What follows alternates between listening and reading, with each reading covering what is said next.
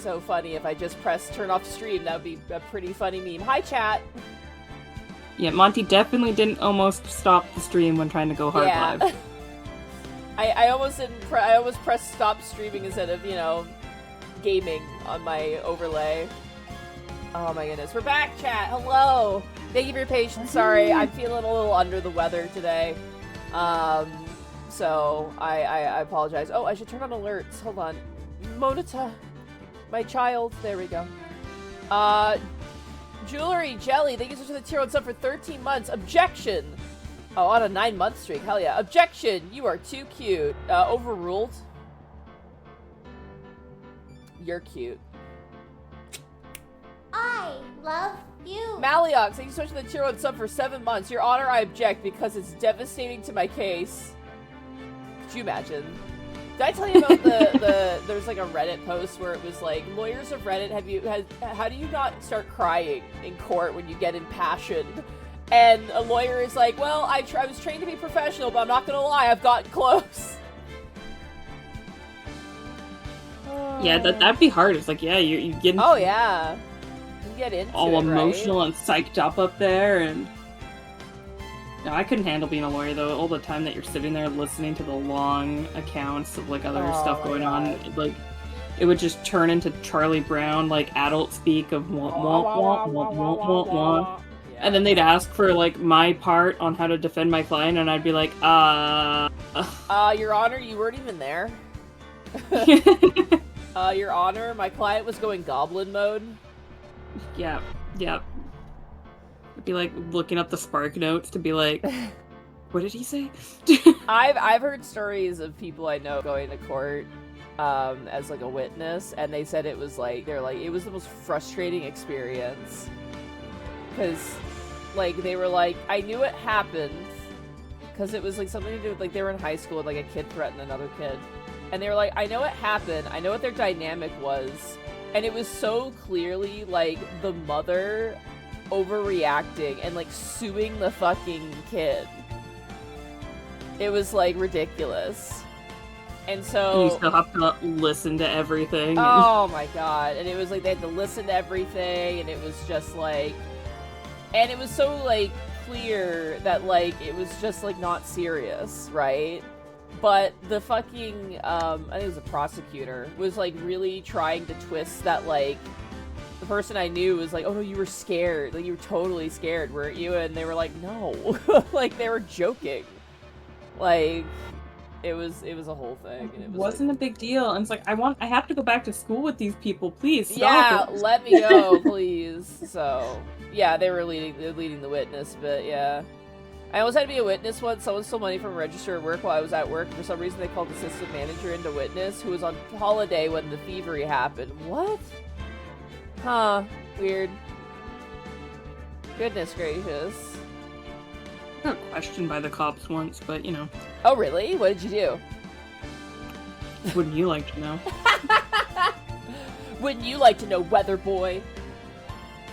Oh my gosh. Yeah, it wasn't me this time. I wouldn't have been called on that. Could you imagine me being either questioned by the police or put on the fucking witness stand, Shay? It would be like that guy from Ant-Man who just tells his long-winded stories, and it was like, you know, like the bongos play, and then it's just like, so I was over here on this day, right? And my uncle is just like, no, you gotta let the whole jukebox play out. That's how this goes. Aurelius, thank you so much for the tier 1 sub for 10 months. Thank you so much. Ben Bazumba, have some money, doofus. Thank you. Thanks for calling me a doofus. It's still crazy seeing your name, Aurelius, because I named my chapter master of my custom Space Marine chapter Aurelius, when it's spelled different.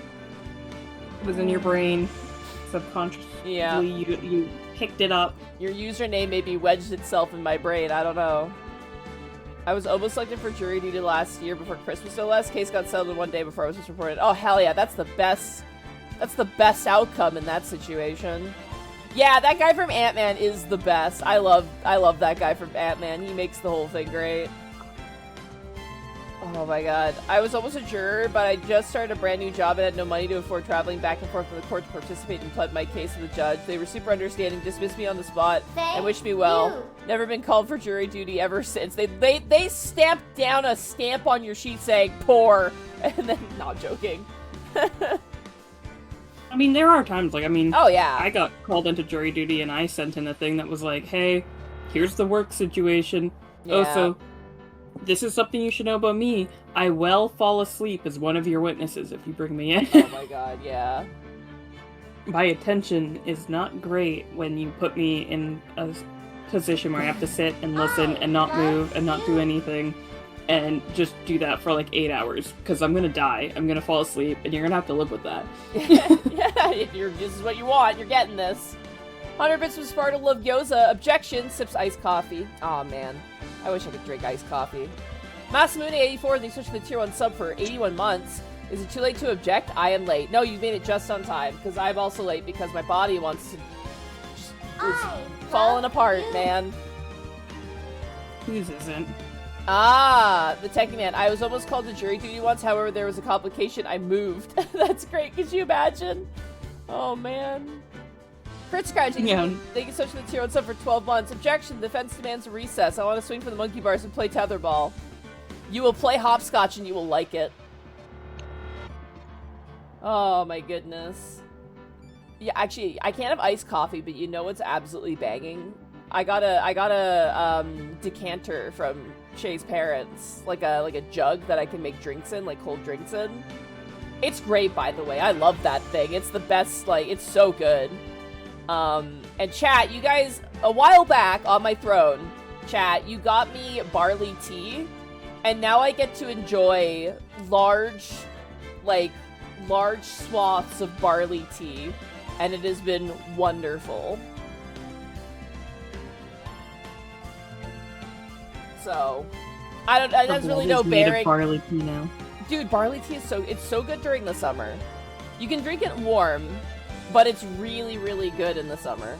Like, it's super good. But sometimes I just like to drink it because it's like refreshing. It's really good. I'll stick with my iced tea. I mean, it is basically iced tea. It's just a different type of iced tea. It's like, you know, it's chat-approved iced tea. Because they got it for me. Oh. Oh, okay. What? Fuck, I shouldn't have messaged the throne. Shit. Oh. Oh my gosh, I missed that message. Hold on, let me see it. It's so tiny on the screen, dude. I gotta... fucking... Anonymous! Thank you for getting me the rechargeable hand warmers. Thank you. Now I'm gonna be like you, Shay. Thank you so much. That'll be okay, good. now, was it actually anonymous, or did somebody forget to click their name again? Yeah, I don't know. It's anonymous. I'm gonna call them anonymous. But thank you. I appreciate that. Thank you so much. A couple other jury duty stories, too. Oh yeah, we got lots. I was called to possibly serve a jury duty, but I arrived late and luckily wasn't fined. Clerk just shrugged it and said that at least I showed up. Wow. I was called for jury duty once. The defendant was my old principal who was fired for being a drunk on school grounds. He was being tried for a DUI. That's crazy. Wow. Were you still... No, you wouldn't have still been at school at the time, but like, oh my god. Unless, was this university? Constable Mutton, was this high school or university? Because if this is like university, the rumor, man, oh my god. I had to sit in courtroom one day and take notes for class. It was all the non-jury cases. Nothing wakes you up like the judge suddenly addressing you directly after everyone cleared out and you didn't notice. Wow. That'd be me. I had to get the hand warmers. I have some myself, and I did forget to click the thing again. Maliox! That's a classic Maliox right there. I knew it. Well, Called it. Thank you so much. I appreciate that. I got some of those for Shay, and then I was like, man, I kind of want my own because now it's mild. Like, winter is milded out, but like, it was cold. Winter has disappeared from the north. We don't know what happened to winter. But my hands still get cold, especially when I'm trying to drive. So it'll be nice to have Yeah, the mornings those. are still a little chilly and frosty. I like to go for drives at like 1 in the morning, just because it's no one's out and about, and I just like it. But like I don't have a bougie car, right? I don't have a heated steering wheel, so. Neither do I. I just have heated seats. Oh wow! Oh no! How will you ever survive, Shay? How? I know. I don't know if I could go back to life without the heated seats. They're actually quite nice. Mm-hmm. I have to manually roll my window up, and then fucking Shay is drowning in gluttonous excess. It's quite nice. Oh my god. Please take back Ours your weather. always paid off in August. It is crazy how much the South is getting hit and we're not. It's crazy. You took our snow. Give Yeah, it back. you did. You guys can have it. Enjoy it for a year, you know? Well, no, because we need the snow because that's usually how we get our water, you know, reserves. Yeah. That is a bit of a concern. We like having water. I guess that's, you know, put a car on my throat. No, I love my little car. Chat, I love little car. Little car is the little car that could. I love little car. It's my cute little bullet. I like it.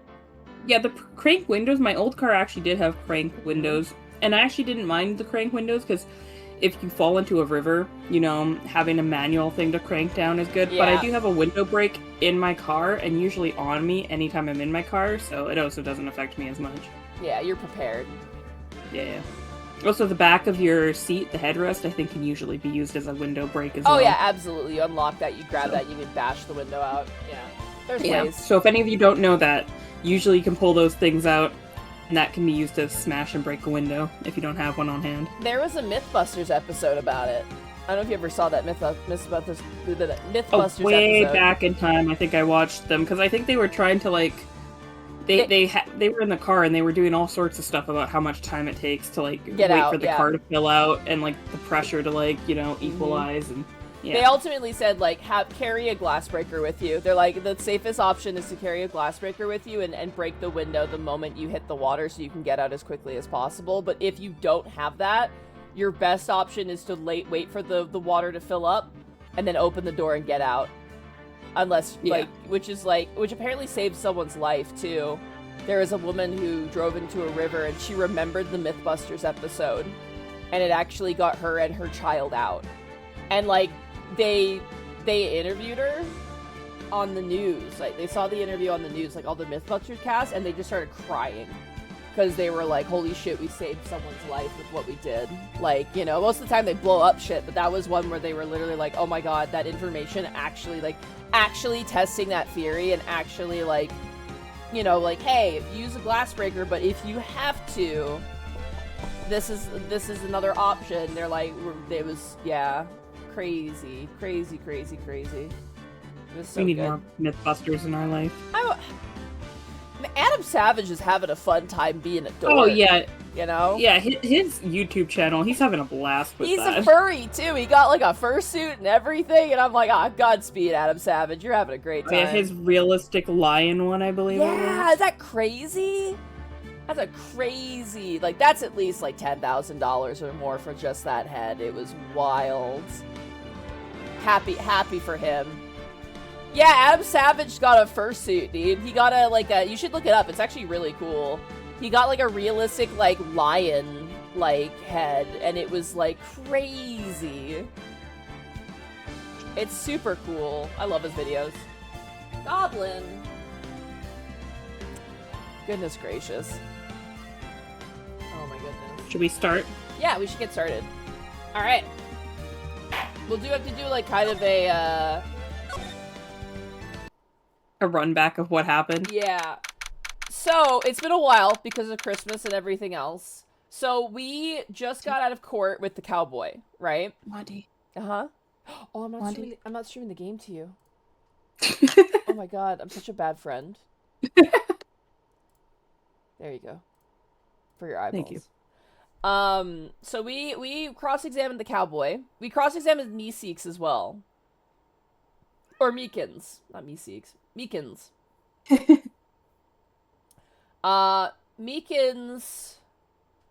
We basically determined that there was no murder in the evidence room. But clearly something happened there. You believe, Shay, that the murder happened there. That was your conclusionary feelings on the matter, if I recall. So I remember if I'm going back in time and thinking, like, because there was the vase with all the blood there. Yeah. And it was like, okay, Let's... think that the murder happened, and then he got put in the trunk of the car and bled out, Yeah. in the trunk of the car. Yeah. Oh my gosh. 1 second. Let me deal with the Or when he camera. when he got to the prosecutor office. But point is, he was initially stabbed with whatever stabbing implement he was stabbed with at Stabbing the implement. police I think station. there's a name for that, Shay. Yeah, but you don't know what he could be stabbed with. Fair enough. Alright, let's get some music in here before we go over our evidence, because this is freaking me out.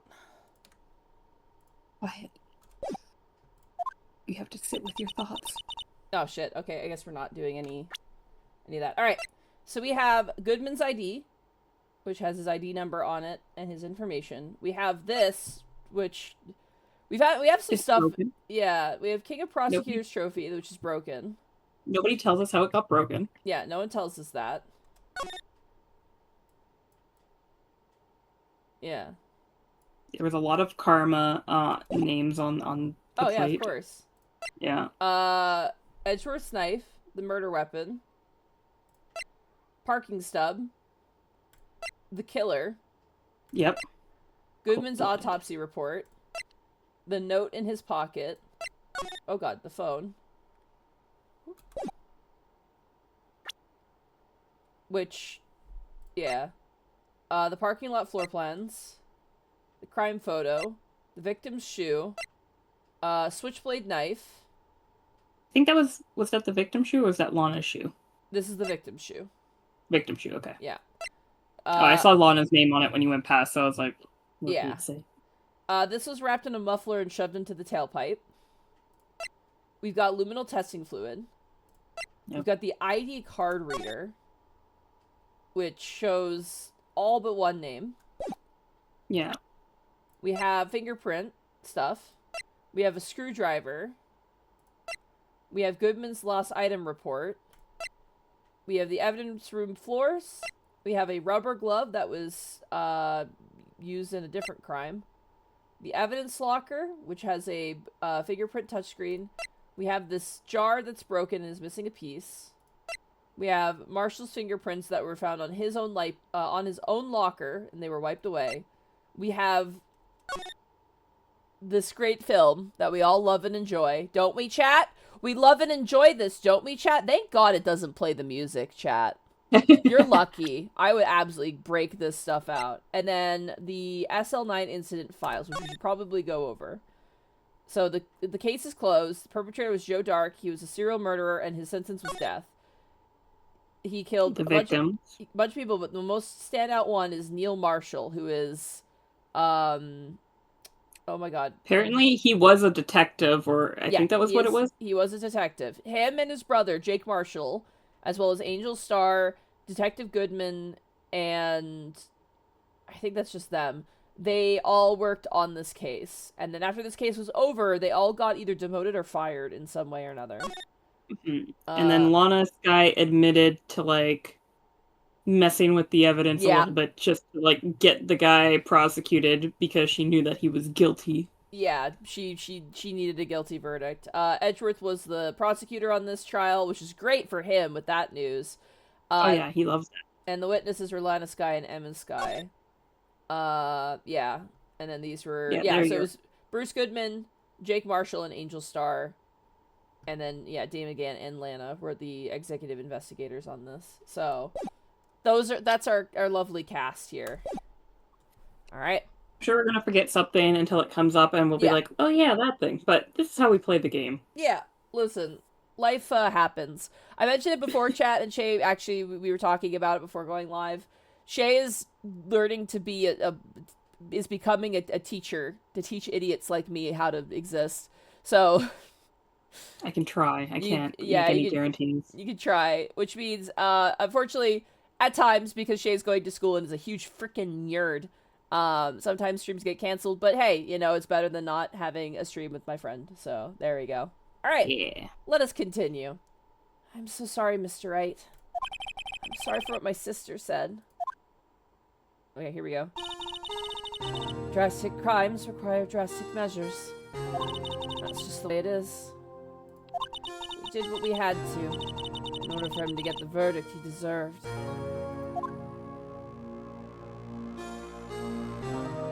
I didn't know. I never knew that the SL9 incident was just another name for the Joe Dart killings. It's like everyone's heard about these killings but me. Lana wanted Dart convicted so badly. That's why she used me. That's why she used what happened to me.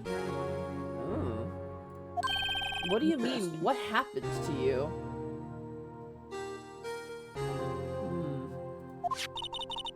It's all there in the file. Joe Dart's last victim was prosecutor Neil Marshall. When he murdered Officer Marshall's brother, he left behind an incriminating piece of evidence. But what do you have to do with those killings, Emma? On the night prosecutor Neil Marshall was murdered, Joe Dart tried to kill me.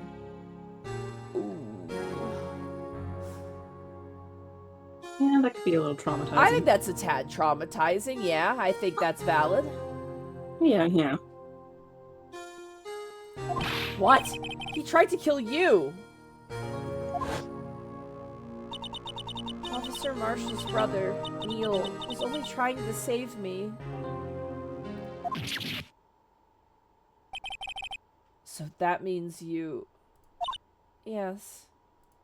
I was a witness in the Joe Dark trial. She would have been like, what, 12, 13? Yeah, she would have been young. Yeah.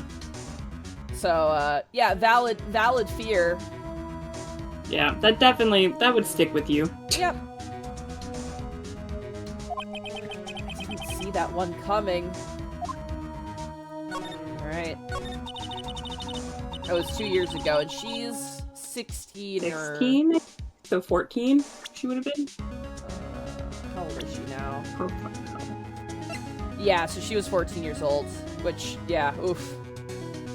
Oh yeah, there's Joe Dark right there. Covered in shadows.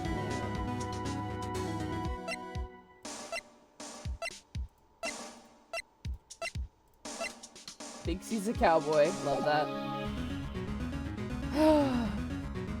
I saw your Darth Vader. I was like, has Shay murdered anyone? And I was like, whoa, verbally yet. Oh. Not yet. We haven't gotten a prime Shay roast yet. No, I think the last one was Bosco on Monday. Yeah, oh my god. Savage. It happened 2 years ago. It was right around this time of the year, too. There was a terrible thunderstorm that day. Unusual for the season. I was alone in my sister's office. We were planning to eat dinner together once she finished her work. Then suddenly, this terrifying man came bursting into the office. Joe Dark. It seemed like he was running from someone. He pulled out a knife and screamed at me. I didn't know what was going on.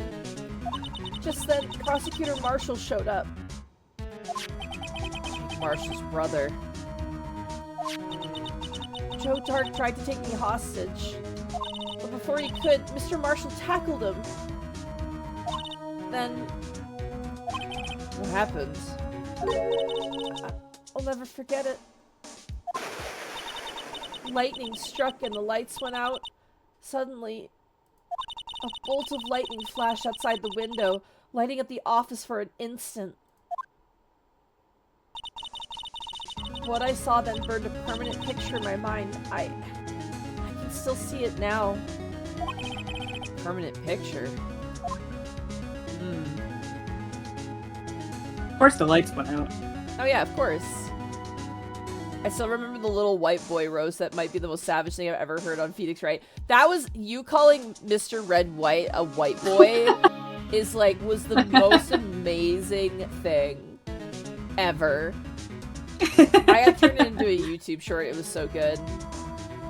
Are you playing the other Ace Attorney games or at least the 3? I would like to do at least the 3. Shay has voiced interest in doing Apollo Justice later, but I told Shay that we should probably take a break between. Yeah, we're gonna go with it as it comes. You know, Yeah, we're gonna do the first 3, and then probably take a break, and then if we want to, maybe jump into the Apollo Justice or something. We're not promising that we will play all 3 games, but we would like to play all 3 games. That is a goal. Yeah, that's the goal. I need to learn what happens. I don't know. Yeah, dude. Oh my god, dude. I'm so excited. Alright, after the incident. Yes, we have the HD trilogy. That is what we're currently playing. I will say, Shay, clasps a hand on your shoulder. The second game is going to be rough, but the last case of the second game is, mwah, it's great. Do not say anything in chat. I will blow you up. We'll be experiencing it together, though, so that'll make it funner. Honestly, yeah, that will make it a lot more tolerable, but it is there. Oh my god. There's some shit. Alright. I don't remember the moment when Dark stabbed Mr. Marshall. So you weren't able to testify about that? No, I was only asked about when I was attacked. Hold on, I need to check something real quick here.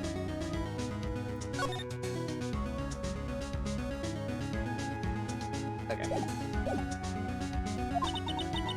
That must be why she made up the crime. Made it up? You mean provided bogus evidence? The prosecutor's office wanted that guilty verdict so badly. Lana forged the evidence and Mr. Edgeworth used it. Edgeworth? Yes, but I'm sure he didn't know anything about it. He couldn't have known he was being given false evidence. Even so, that's when it all started. The rumors about Mr. Edgeworth, I mean, it's all my fault.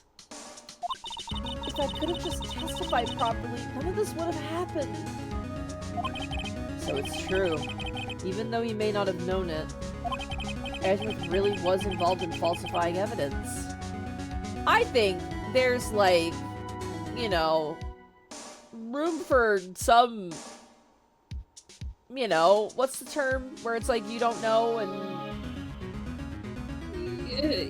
Yeah, like there... What is it called? Like ignorance, or what the hell is the thing? Yeah, like, I mean, especially because it was his boss, like the head prosecutor. She's to blame. She's 100% to blame. He shouldn't be getting the heat on that one. People are plausible deniability, exactly. He's got plausible deniability. He's only an accessory to crime if he actually actively participated in actually forging the evidence. If it was just given to him and he didn't know, there's plausible deniability there. Yeah, not really something you can really put the blame on him for. Edgeworth really was involved in falsifying evidence. Also, just a heads up, Shay, I might get up and make some tea here as well. Okay. Because need to make tea, I'll just talk to chat. Hell yeah. I don't need to do it right now, but at a certain point. Edgeworth really was involved in falsifying evidence. After that case ended, Lana was never the same. She became cold like she is today. She must not have been able to face up to what she did, especially not to Emma. What did you see in the instant the crime occurred? Dark knocked down Mr. Marshall and raised his knife. Marshall was stabbed right in front of this poor girl. I don't remember what happened after that. Apparently I passed out. Oh, how convenient. Oh, shush. It's for the drama. Come on, Shay. Look, at least Edgeworth had the excuse of being deprived of oxygen in an elevator. Yeah, Emma. Why were you deprived of oxygen, Emma? He only almost tried to kill you. He never, got close enough. He literally held her hostage. She was 14! Neil tackled her. Shay, just because you would have kicked his ass at 14 doesn't mean Emma would. You're built different. You gotta remember that other people are mortal, okay? Yeah, he had a knife. She was 14 and almost died, Shay. Come on. God damn. I'm just saying she could have waited a couple minutes before passing out. Are you guys, Chad, are you seeing this shit? This is what, like, it's like, you could have waited a few minutes before succumbing to your mortal weakness. Goodness gracious, Shay. Push it back a little. When I came to, Lana was cradling me in her arms. Poor Emma, you've been through so much.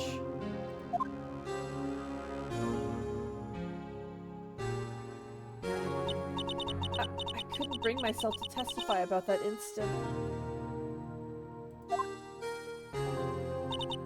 tried, but the words just wouldn't come out. I drew a picture, but it wasn't any good. 2 years ago. I must have been 14. That's understandable.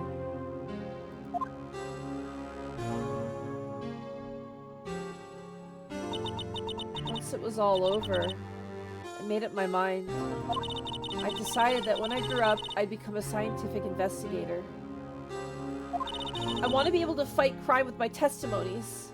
And find the evidence to make an airtight case. That way Lana would never have to forge any. I see. I'm finally starting to understand what makes Emma tick. There's still something that bothers me about that crime. There's something that's been puzzling me, Emma. What is it? You said you were in Lana's office at that time, right? That's right. Why then would a serial killer come running in there? Not only that, but he was being chased by a prosecutor? Oh, there's no mystery there. Joe Dark had been taken in for questioning that day. Taken in for questioning? You mean by the police? Of course. This happened at the police department. He tried to run away halfway through the interview and fled into my sister's office. But why did he run all the way over to your sister's office? Because the detective offices in the questioning room are right across from the elevator. Across from the elevator? But Lana was the chief prosecutor, wasn't she? No, silly. Didn't I tell you? 2 years ago, Lana was a detective. Oh. She was the best in the entire force. What? That's news to me! After the Joe Dark case, she was transferred to the prosecutor's office and made chief prosecutor. Lana used to be a detective? I better have another talk with her. Alright. Never been very forthcoming with us at all. No, she's been very, like, you know, Stop providing tight-lipped. any information. Yeah.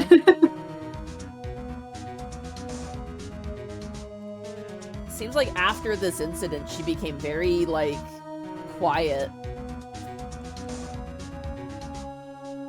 Okay, give me 2 seconds. I'm just gonna go and make some tea just really super fast. So, entertain chat for like 2 seconds. I'm so sorry to do this now, but I need something to drink, so I have to do this now. Chat. I think it's gonna be more than 2 seconds.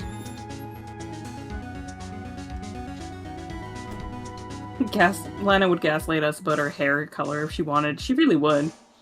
She'd probably just be like, what are you talking about? It's not this color. It's this color. She'd be like, it's blue. And you'd be like, no, it's not. And she's like, why would you say that? I feel like you're talking to a wall.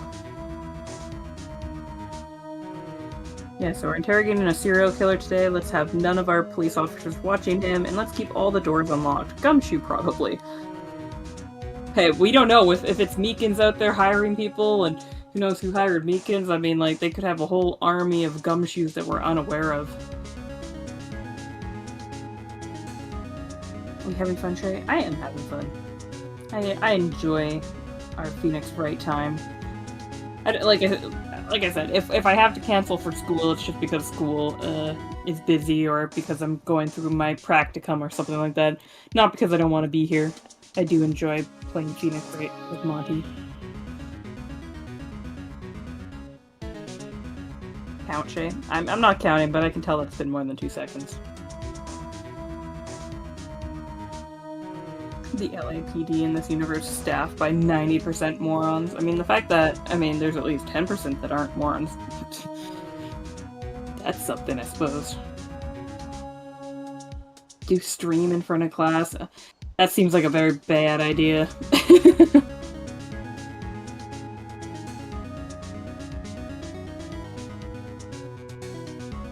Yeah, I'm being tight-lipped about any of the D&D or the Phoenix Wright streams to any of my teachers even.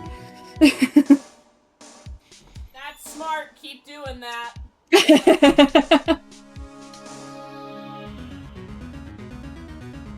They shall not know.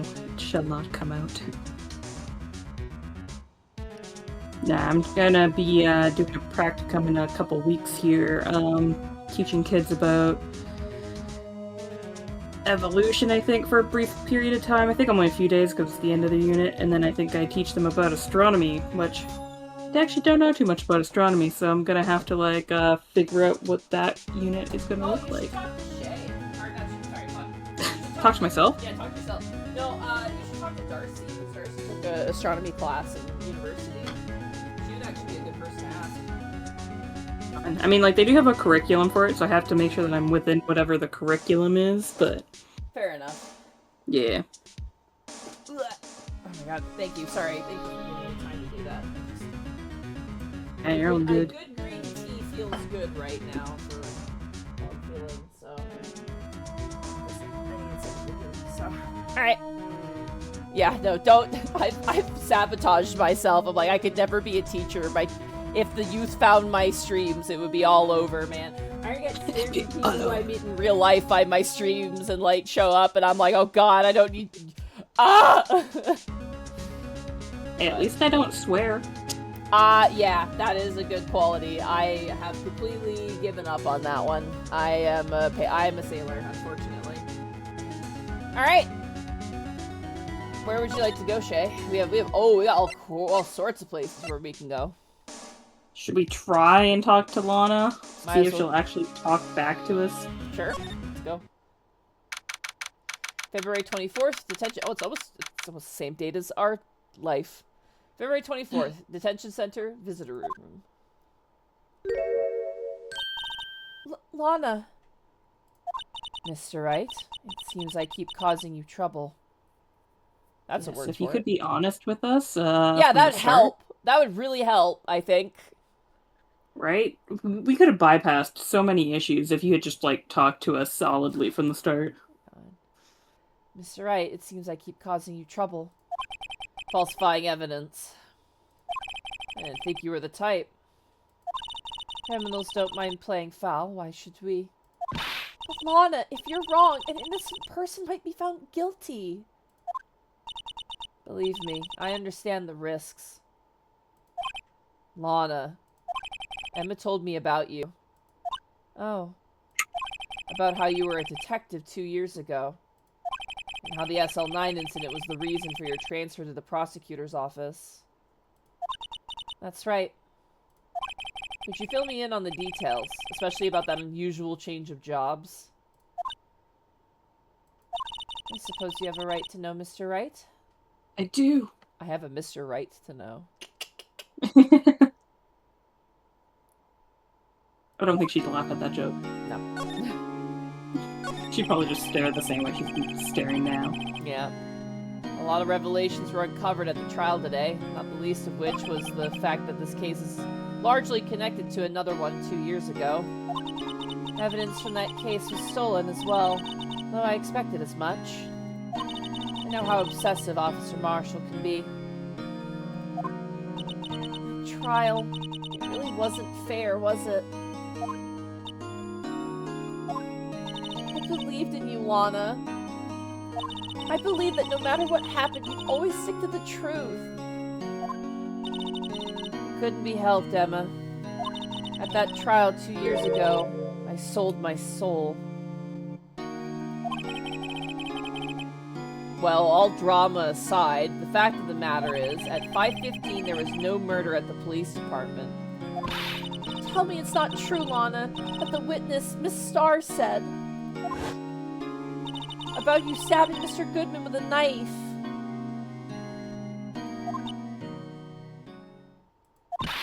Lana, I don't understand. Why won't you tell us?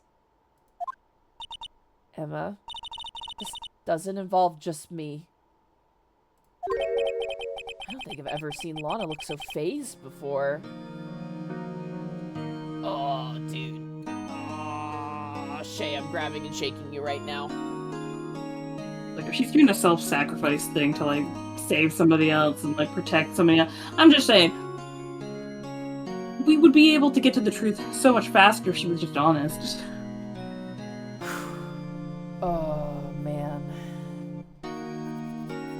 I love this case. That's all I'm gonna say. It's true. I was a member of the police force 2 years ago. She was amazing.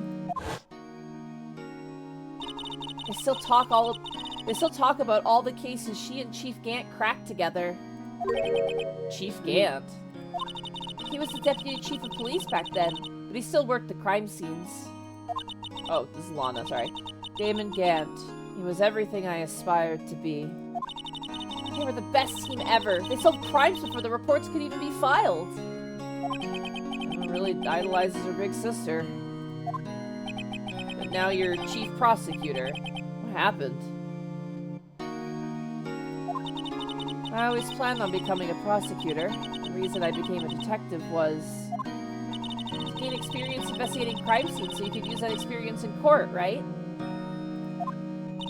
Gant's help in the SL9 case was crucial to its resolution. After that, he became chief of police and arranged my transfer to the prosecutor's office. Maybe I should ask more about this investigation of theirs 2 years ago. What's up? How'd the investigation go? What happened? 2 years ago, I was in... Oh my god. Sorry, 1 second.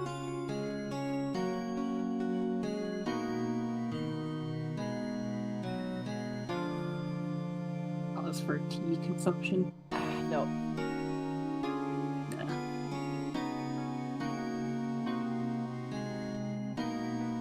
Okay, sorry. Oh my god.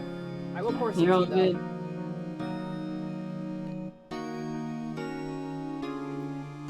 Oh my lord. Alright. Sorry about that.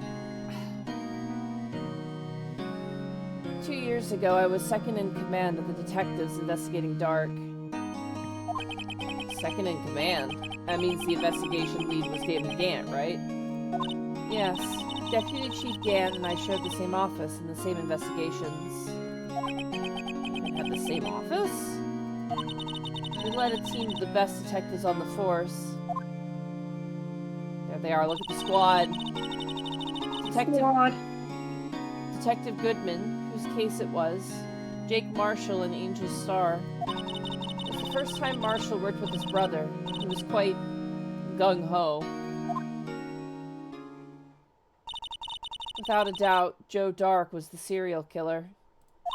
We asked him to come in for questioning. We were desperate for evidence.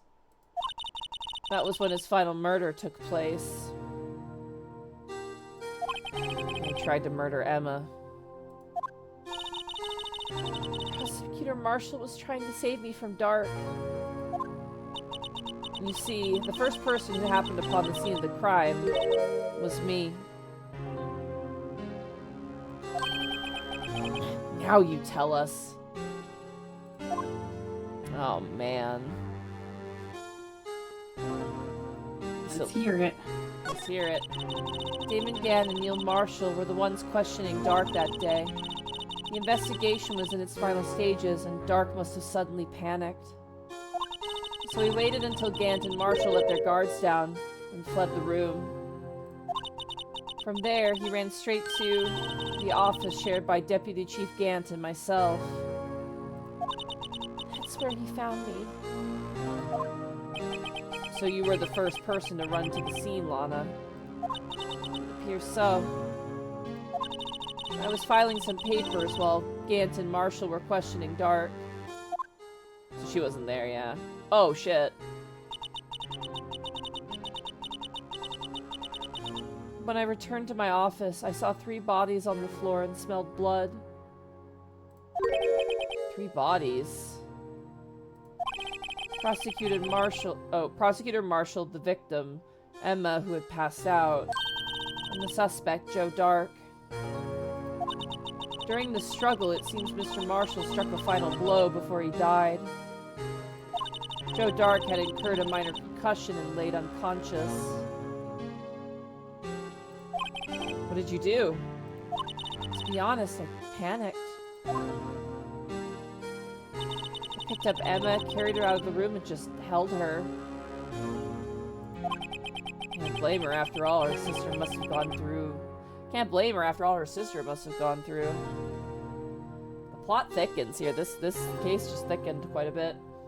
Yeah, because what she described and what the end outcome looks like, it looks like there was a little bit more that went on. Yeah, something happened. Looks like I'm moving my teapot here. Funny how all the lights were on enough for her to see when she went into She's the room. next to a window and the lightning's flashing dramatically, Shay. Come on! Uh-huh. It's atmospheric! Come on!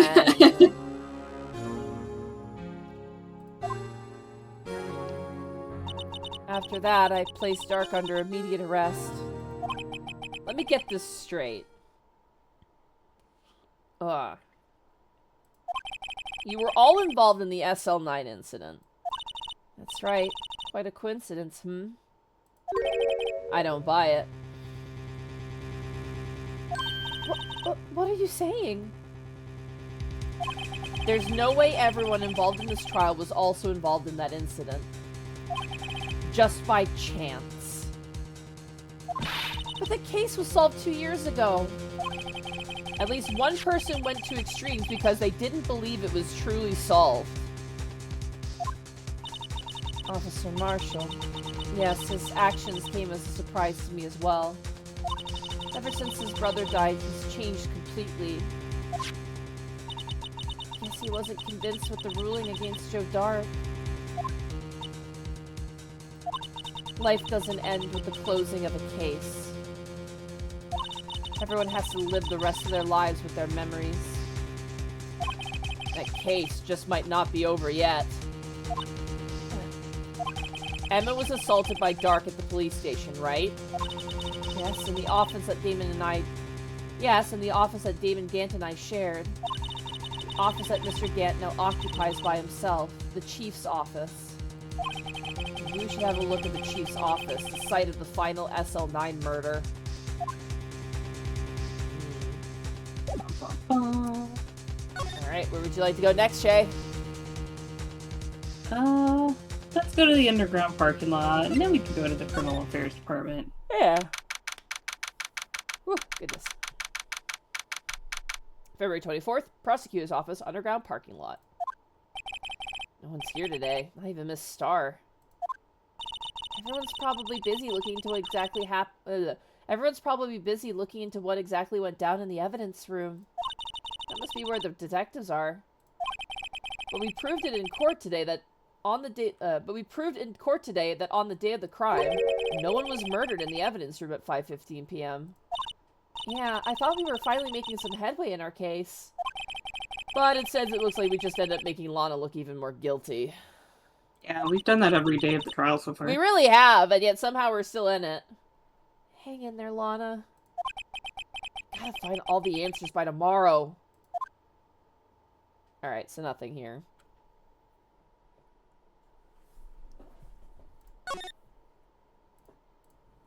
Oh, you want to go check on Edgeworth, see how he's doing?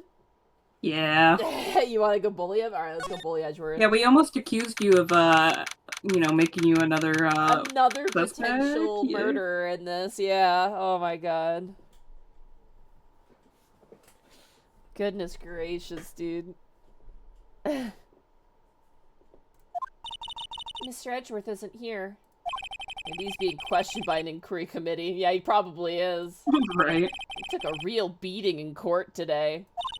Yeah, with Lana admitting to falsifying evidence 2 years ago. Guess we'll just have to come back later. Alright. Do we get to question Gant into the courtroom tomorrow? I don't know. It would be fun. I like that character. It would be fun. Well, it's just that he's the one that sent Edgeworth to the evidence room, and True. the whole him sharing the office with like Lana previously, and he was in the questioning room, and There he is. There's our murderer. There's Joe Dark, the true serial killer. How long till we get to question him? Joe Dark was innocent. This was the killer. Right? Ignore the fact that it was made, like, probably this year, but this is the killer. Yeah. Well, he had a predecessor. Somebody made that. He's the murderer, and then they used the broken parts to create him. And Exactly, then his soul has the soul of a killer. Yeah, he's occupied it like a horrible demon. Oh, are Monty and Shay gonna finish this game today? Probably not. We probably have, I want to say, probably 2 more sessions of this game left, I want to say. Potentially. You would know better than I. Oh, yeehaw! Howdy, Bambina. Oh, Mr. Marshall. I never thought things would turn out this way when I woke up this morning. Okay, Sarah, you never know where life will lead you, eh, Bambina? I should've known my luck would run out when old Billy dried up this morning. Billy? Must be his pet cactus. One that actually can shrivel up and die. Right? Not like mine. Not a plastic fake one or whatever. Plastic fake one that I watered for almost half a year. Hello. I got, by the way, chat, I got my VTuber background as part of the subathon goal. It's finished. I have it. I give a little spoiler. I do happen to have that cactus in my background for my VTuber model, so it's a part of your lore now. Deadman Walking, 88, thanks for 100 bits, thank you so much. I'm with Deadman Walking. Zombie. Must be his pet cactus. Say, where are you headed? Just over to the prosecutor's office for a little interrogation. It's a voluntary appearance. But we all know I won't be coming back. Yeah, he's going to jail. He's going to jail. He did assault a police officer. Yeah, he's you know. Yeah. He did stab Meekins. Yeah, there was a little bit of a scuffle there and a potential, like, lead Meekins to get an arrested situation, you know? Yeah. Yeah, he managed to fight back very skillfully against Meekins' ninja skills that we heard about.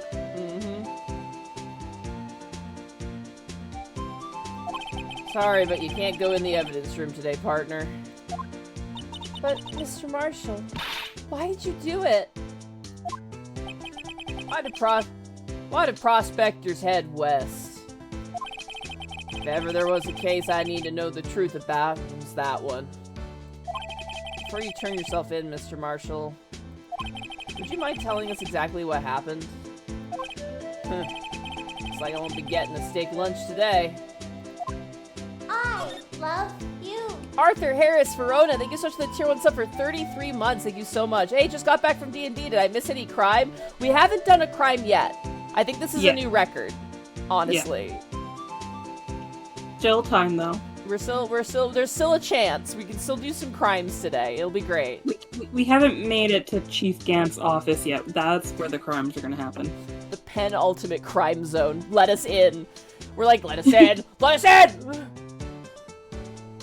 Start all the crimes. Ugh. Something was fishy about that trial from the beginning. It wasn't just me either. All the detectives thought so. What do you mean fishy? Some of the facts reported were inconsistent with the evidence we found. For example, the murder weapon. A murder weapon? You mean that switchblade knife with the broken tip? That was Joe Dark's. Alright. That was Joe Dark's, alright.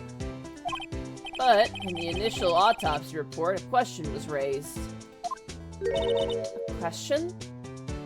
The blade of the knife was not a perfect match with the wound the victim sustained. What does that mean? Phoenix, what do you think it means, dude? Come on. Look, he has brain blast moments, and then after that his brain shuts down. And sometimes he shovels paste into his mouth. Yeah.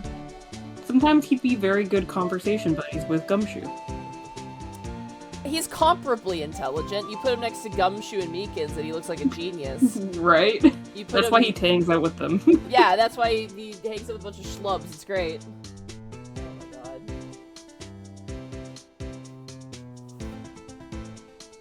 Whew, excuse me. Oh goodness. What does that mean? It means there's a good chance that knife was not the murder weapon. Huh? However, in the report that was finally submitted, that possibility had been erased. But the facts have been concealed with forged evidence? That case left behind scars on all of us. Scars that the SL9 incident left behind. I got the looks, but he got the brains. He was one of the best prosecutors around. I just made detective when it went down. It was our first case together. Damn, that sucks, dude. Right? It's like, oh. He was like, hell yeah, I'm gonna work with my brother, and his brother immediately dies on his first case. That sucks. You can see why he would never really live down any inconsistencies, you know? No, absolutely not. I don't blame Marshall at all. Like, again, you know, good motives, still crime, but I get it. Like, I absolutely would get it. Yeah, he wants to find out what happened to his brother, you know? Yeah.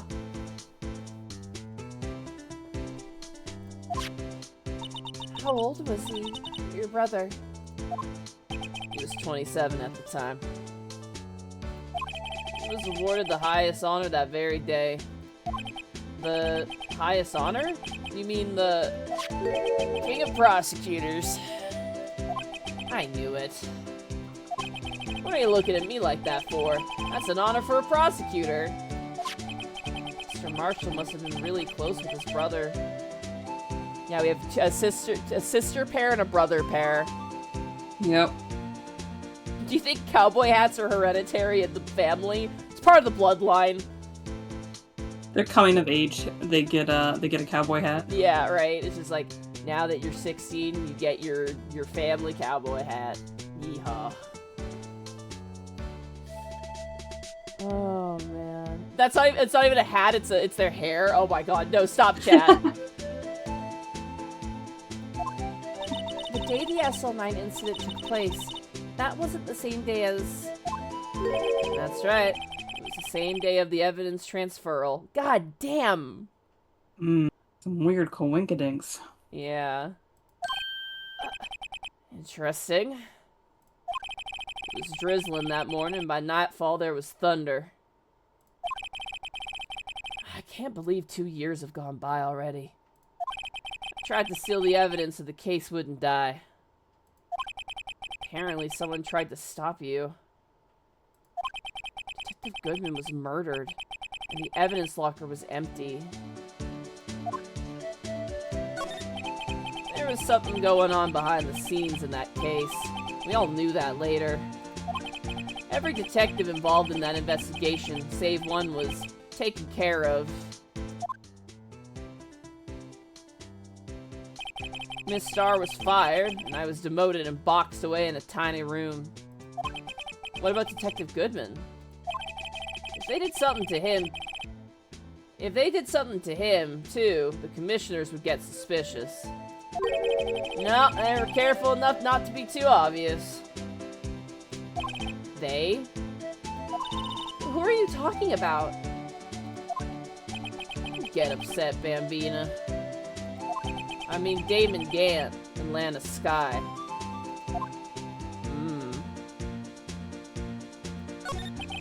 The investigation lead Damon Gant and his second-in-command Lana Skye.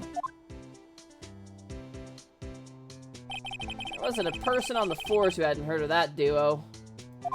That case was the biggest step in both their careers.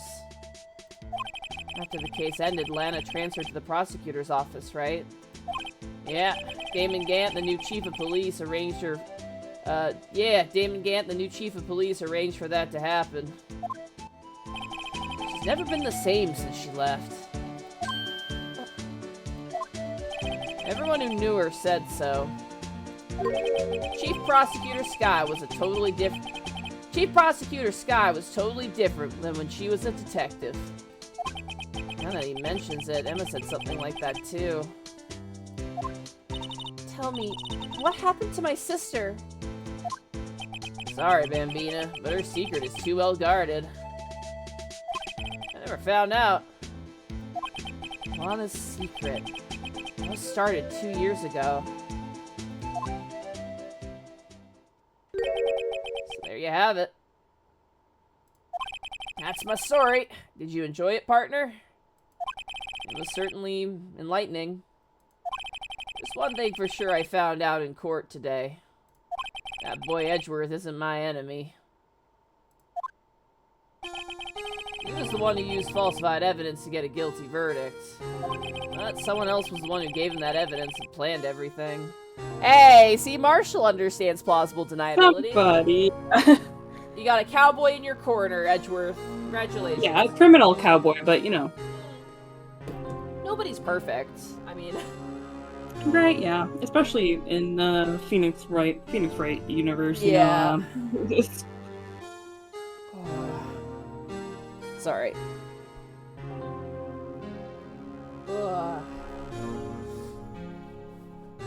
Yeah, I'm sure you'll be real happy to hear that Marshall Believes in him, yeah.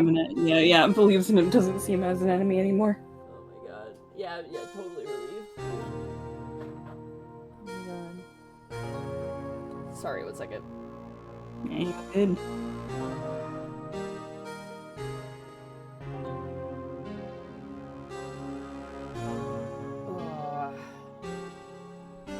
Alright.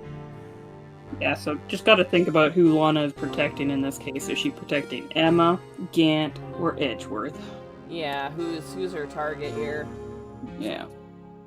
Because she's protecting one of those. She's protecting somebody, and she's yeah. Oh, thanks for the water break. I will take it. Is it a water break or is it a tea break? It's a tea break. Well, it's more water. It didn't really steep very well. Just give me 1 second, Shay. I just gotta... Can I talk to chat? Yeah. Oh, hey, Torton, hello. It's him, Torton. Hi, chat.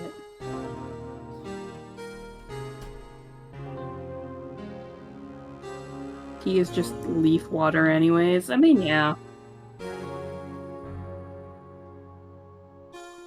Hi, how is your day? My day's pretty good. It's been pretty chill. I haven't really done too terribly much this morning, but it is my brother's birthday, so we're gonna order some Panago and have some cake. My mom did a homemade cake, so we're gonna have that later today. He is leaf corpse bathwater. I mean, that's definitely one way to put it. It's kind of like when I eat juice that has, like, the cochineal pigment in it, and I call it bug juice. Because it's pigmented with, you know, the dried pigment of an insect. It's more natural than chemicals. It's for all those people that freak out about, like, the bug pigment. It's way better for you.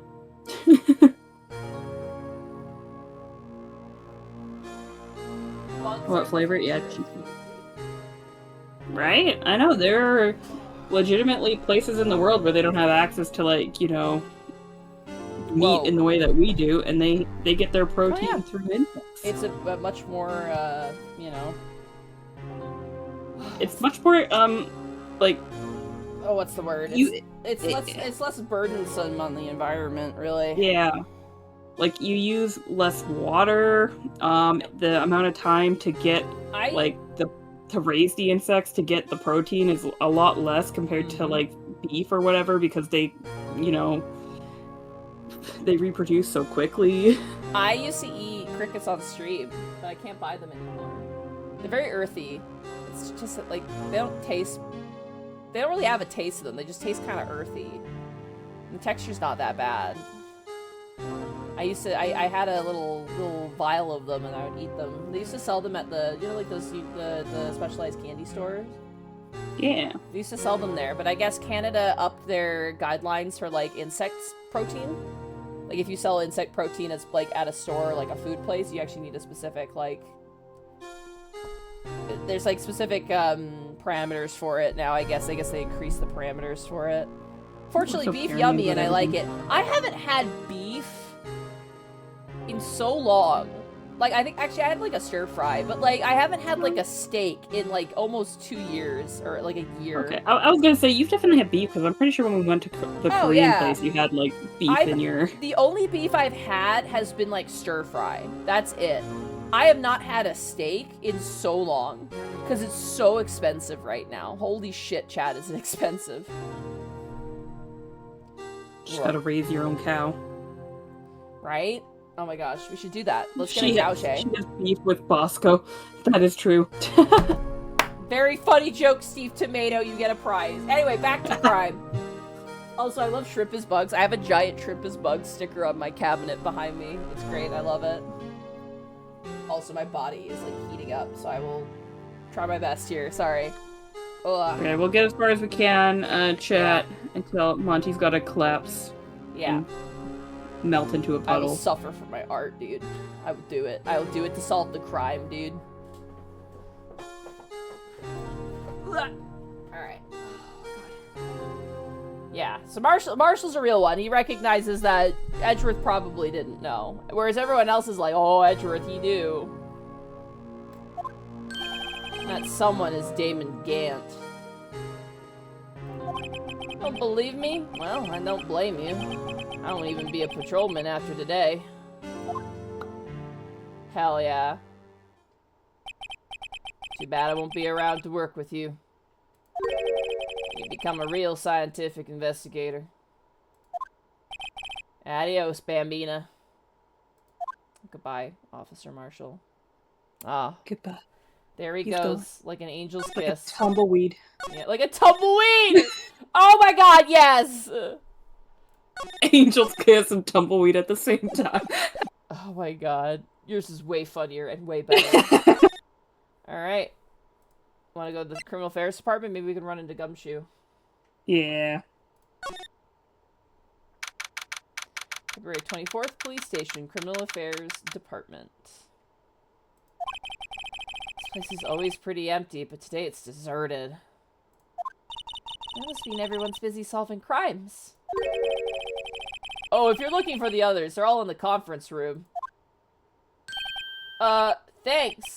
Wow, he actually talked to us.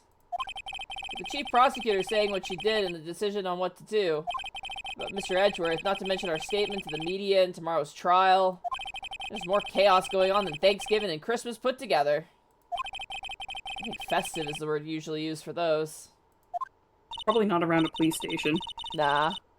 Because murders also like to take place during Christmas, we've learned, in this universe as well. Yeah. Well, and just in real life, too, like, you know, I think the holidays get pretty chaotic for a lot of the emergency services. You know? God, yeah. Absolutely, they do. Sir, we'd like to have a look around Chief Gant's office. Just use the connecting hallway to the other building and take the elevator to the top floor. Oh, wow, thanks. Really? You mean it's okay for us to just go in there? I mean, we aren't police officers or anything. Just accept it, Emma. Hey, you're right. You can't go in there. It's off Emma! limits. Emma, you... Aww. Now I see where Detective Gumshoe gets his unique charm. You This said is the two guy- sentences too much. This is the guy who hired Meekins and Gumshoe. We found the Right. source. We found the source. Hey, let's go to Chief Gant's office. Yeah. You ready? New location. Go. Let's do crime. Of course. You were mentioning the organ music. Yeah. Here it is. Organ music. I also see the trophy in that photo over there, and I can't Yeah. tell, is it broken in that one too? We could maybe... And, oh, the weird unbalanced statue's also in the background. It's fine. Yeah, it's fine. Yeah, totally. There's the organ music. Whoa, where am I? That is a question. How much did it cost to get that put up here? It looks like this used to be a church. Look at this fucking window. Right? They definitely had to move that organ through the window to get it up here. Like, that didn't come up an elevator. Maybe it was always here. They built it in with the building. They built it in the building. Yeah, that's the only other way it could work. I can't see how they carried that thing up here otherwise. Whoa, where am I? In the chief's offices. In the chief's office, silly. At least that's what it said on the door. Check out that pipe organ. That's real, isn't it? Hey, I used to take organ lessons in kindergarten. They used to call me Little Miss Bach. I thought I was a genius until they tried teaching me notes. Ooh. I never could remember where C was. Hmm? Hello. Oh, it's you two.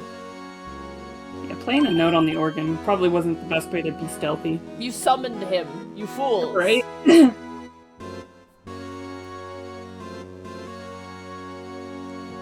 Chief Gant. Look at that paper he was reading in his desk. So, righto! Have you been swimming lately? Oh yeah, we definitely rolled a 1 on perception, holy shit. So, righto, have you been swimming lately? No, I haven't. I've been kind of busy lately. I can't appreciate that. I've had my hands full too with Mr. Marshall's misconduct. And Lana's provocative statement. Provocative statement? Oh, you mean about the forged evidence. 2 years have passed since that incident. My, how time flies!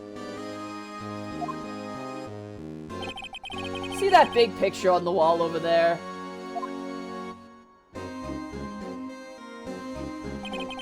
That's a picture of Lana, Neil, and me.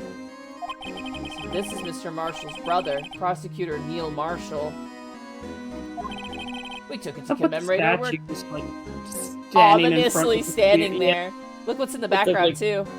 I called that out already. Did you ignore me? I did.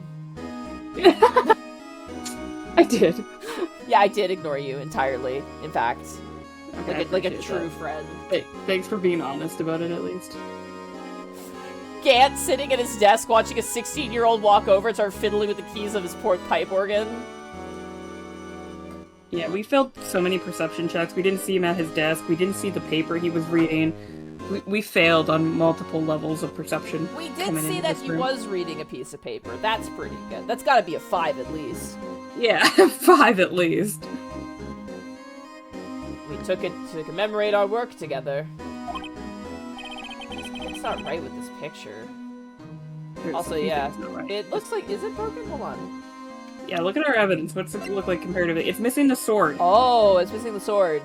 I was looking at the tip of it too, because it also has like a jagged tip on the sword there. Jagged tip missing. How does that even come off without the K coming off? I have questions. Something's not right with this picture. I can't quite seem to put my finger on it though. There's a lot wrong with this. There's a lot wrong. There's the trophy that's in part like put together, and there's that spear of the the armor, like right there, like at the front foreground. And like, Damon Gant is standing in the "you know I had to do it to him" pose. Yeah, it's crazy. Look at those eyes and the smile. Like, yeah. And what's this? Find China down here? Why you have a China cabinet? What's going on? What's up with that? Why does Lana's scarf match the suit of armor? Yeah. Who stole whose drip? What's happening? Truly, this is Schrodinger's picture. You. But, like, why did they stand behind the spear and the armor to, like, take a photo? You think they'd They're stand in front of it? detectives, not photographers. Sigh. Seller Coyote, 100 bits. Phoenix, oh great. Is Gant behind me? No, I'm in front of you. Ah! Gant team picture added to the court record. Well, now we have it.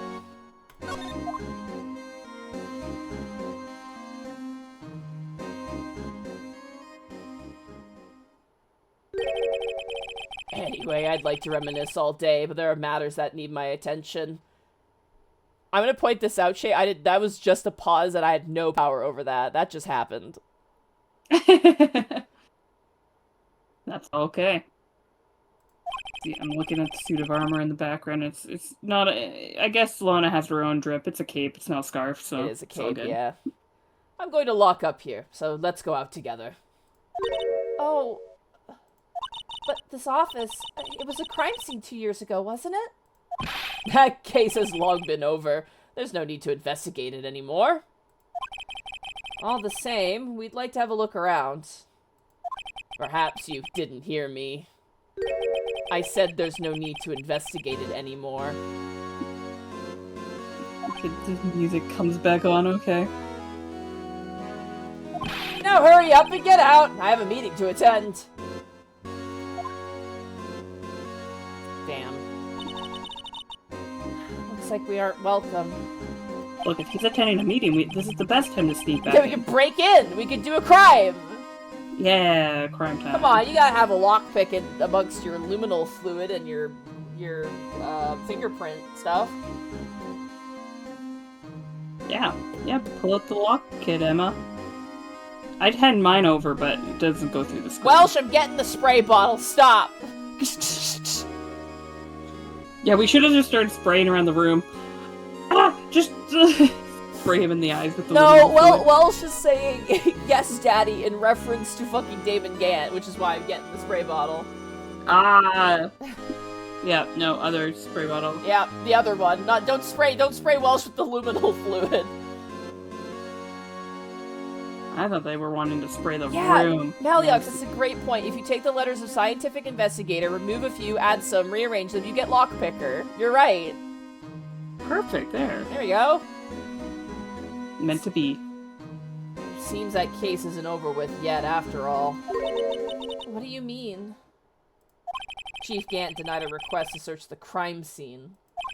That means there must be a reason he doesn't want us looking around in there.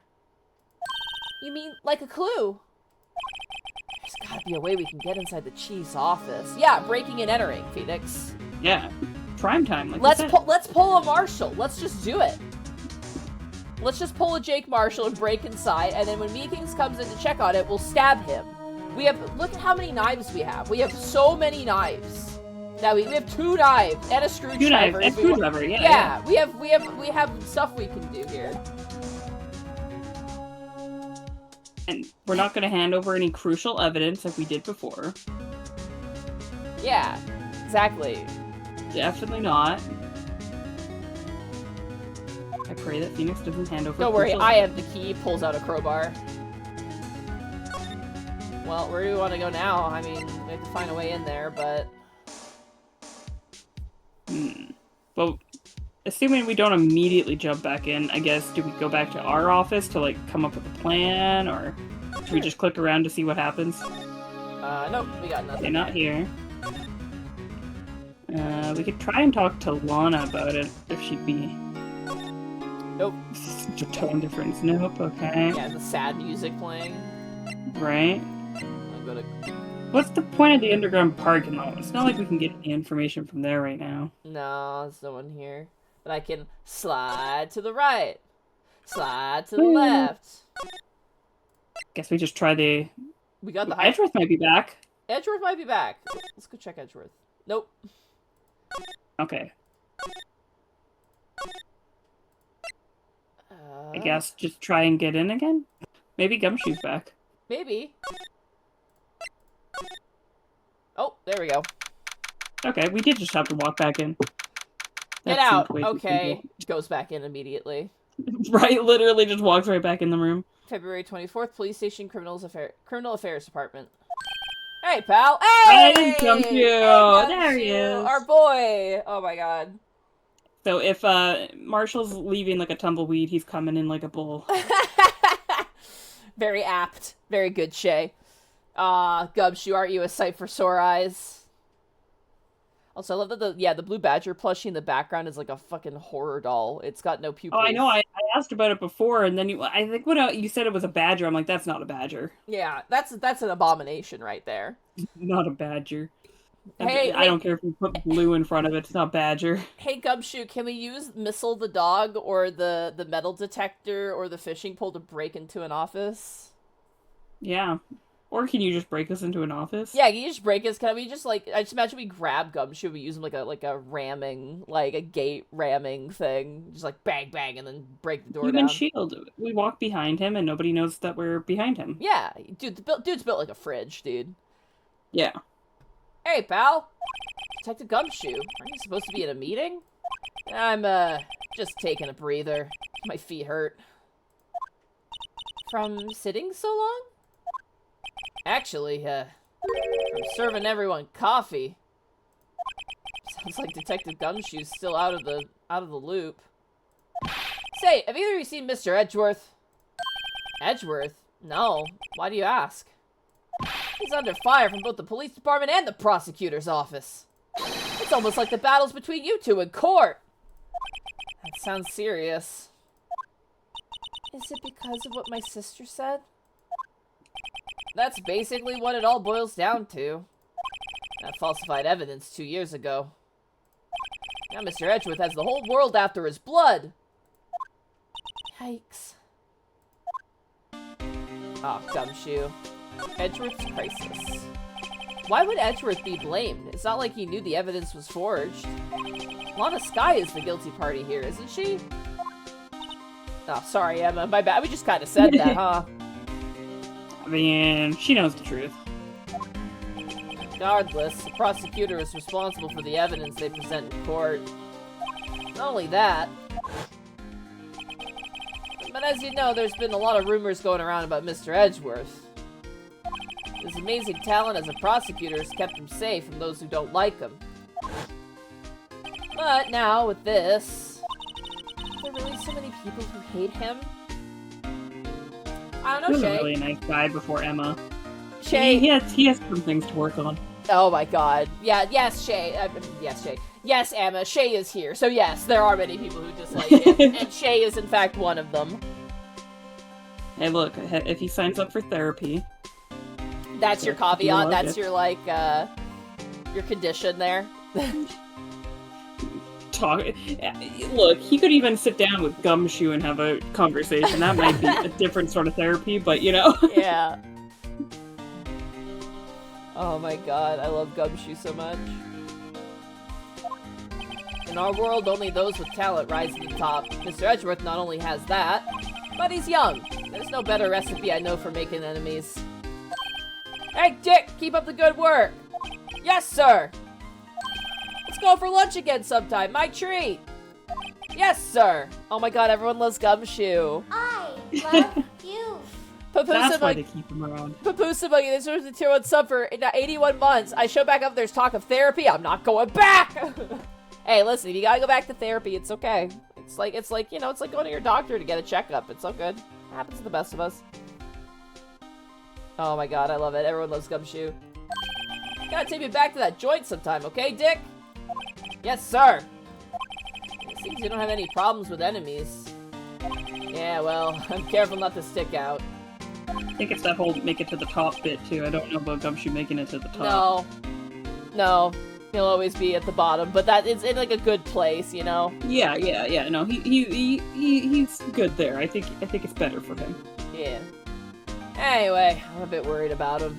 Under all this pressure, I'm afraid Mr. Edgeworth just might crack. Actually, I took a look at that file earlier when the coffee was brewing. He seems genuinely concerned for Edgeworth. Listen, Phoenix Wright and Edgeworth might be gay for each other, but my god, is Gumshoe just like ride or die. Crazy. Yeah, he's that fanboy with all the concert merch, but it's all Edgeworth merch instead, you know? He's got the body pillow and everything. Gumshoe's favorite VTuber is Edgeworth, a real living, breathing human person. Oh my god. Well, did you find out anything? The only evidence Doc left behind was during his final attack. His final attack? You mean when he killed Prosecutor Marshall, who was trying to protect some girl?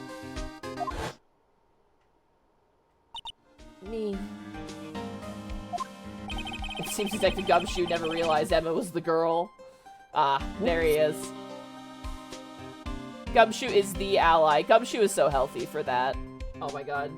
Gumshoe's the type of guy who would be like, hey, his pronouns are she, her. That's Gumshoe, man. He 100% would do that. He would 100% do that shit. And we love him for it. It's like, you know, right? It's great.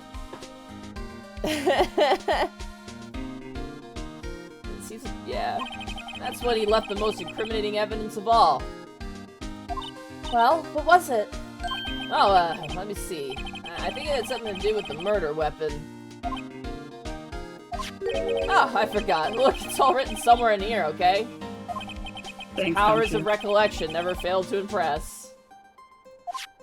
Maybe we should show him the murder weapon. It might jog his memory. Do that later. Let's keep talking. Yeah, we'll talk first. Joe Dark was 42 at the time of the crime. He was just your run-of-the-mill businessman. A businessman? What made him take to serial killing? One day on his way home from work, he hit someone with his car.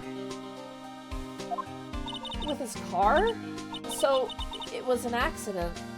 An accident, yes, but it transformed him into an animal. An animal? He killed a man that witnessed the accident. Then he killed a lady who saw the second crime. A kid walked by just then too, so he killed him too. Then when he was burying the bodies, a jogger came up on the scene and he was killed as well. Finally, he turned himself in. Yeah, it was like a chain. Yeah, I was gonna say, man, he really didn't learn his lesson after the first, or the second time, or the third, or like... Yeah. This man just, he needed to really, learn to look out for those witnesses. God damn. Seems he was a pretty careless animal. Of course, this is all conjecture. There wasn't a single shred of evidence. So he turned himself in. Yeah. Yes, but in the middle of questioning, he fled and murdered his final victim. That seems a little odd. Prosecutor Marshall. That crime was witnessed by someone too, but luckily Dark was arrested on the spot. It's a good thing that last witness wasn't killed. That last witness. AKA Emma. Alright, let's show him the knife. How's that sound? With that? Yeah, we're gonna bring out a murder weapon in the police office. Yeah. Yeah, of course. Let's pull out a knife in the middle of the police department. I'm sure that goes well every time. Only has some blood on it. About this. Hey! Is that... It has a tag attached to it with the label SL9 incident on it. I believe this would be the broken murder weapon you were speaking of. What are you doing with that? Ever since that case was closed, that knife's been locked away in a locker. Oh, excuse me. Where did we get this one from again? Was that the one wrapped up in the muffler? Yeah, we got it from the muffler. Yeah, okay. Yeah. Ever since that case was closed, that knife's been locked away in a locker. On the day Detective Goodman was murdered, this suddenly disappeared from the locker. And was found in Mr. Edgeworth's car muffler. That's it! Now I remember what that incriminating piece of evidence was. When you showed me that knife, it all came back to me. God, he has no object permanence. He's like a baby. We literally just need to show him flashcards whenever we question him. Oh my god. Wait, if we show him the picture with the unbroken statue of, like, the trophy, will he remember how it got broken again? It's like legend lore, but you have to show him the object, and he knows all the information. Oh my god. Amazing stuff. When you showed me that knife, it all came back to me. Well, what is it, Detective? Quick, before you forget again! Alright. Murder weapon. This knife, it was Joe Dark's, wasn't it? That's right. We traced it back to the store he bought it at. Plus, it had his fingerprints on it, too. But no one actually witnessed him using it to murder anyone, right? That's where his luck ran out. When you take a good look at the knife, you'll see that it's broken. Expert observation, Gumshoe. Yeah, definitely didn't notice that before. Yeah, thank you so much for pointing that out. Chad, did you not notice? That's crazy. What a twist, right? That it's broken? Wow. Top tier detective right here. Top tier. Top tier. Cream of the crop, dude. You'll see it's broken. You don't have to take a good look to notice that. Thank you, Emma. Anyway. Take a guess where the broken off tip of the knife was found. That's what did him in.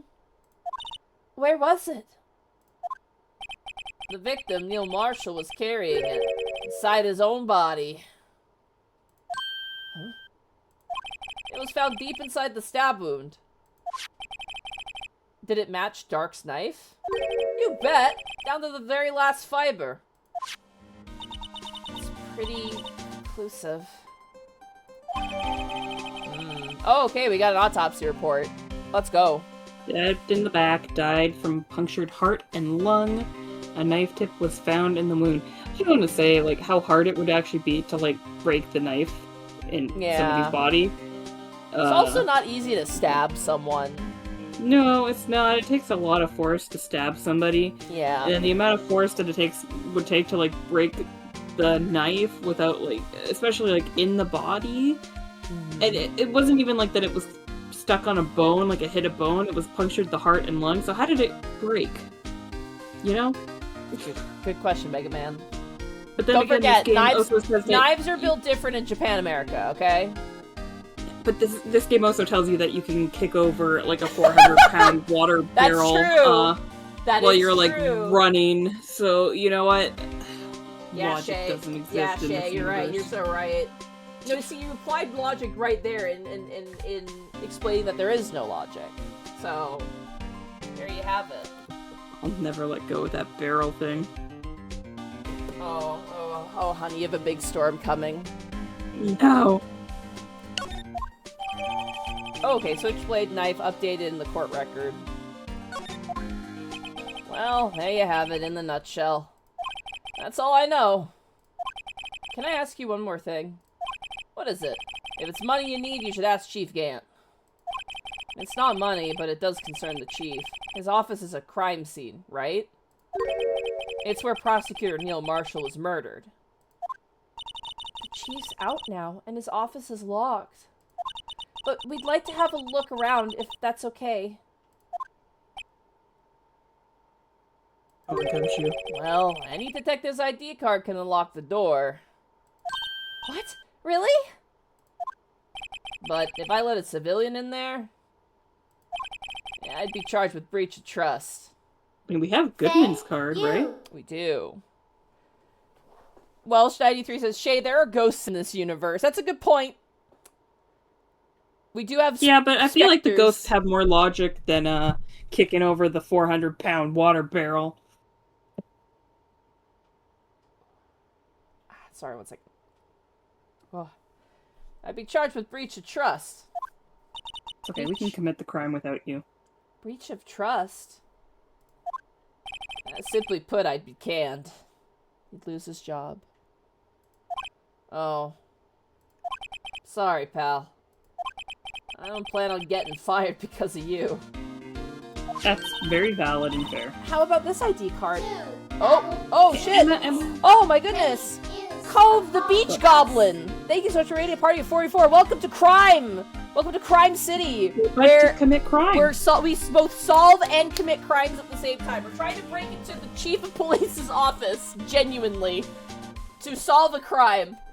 It's great. Hello. Necessary crime. Look at all the first-time chatters. Hello, everybody. Hi.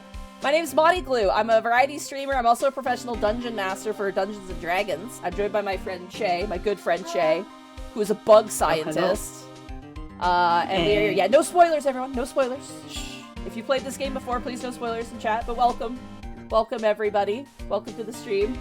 I hope you enjoy some crime. We're gonna do a bunch of crimes today. And thank you so much again for the raid. What were you guys up to? I love you. Were you going goblin mode?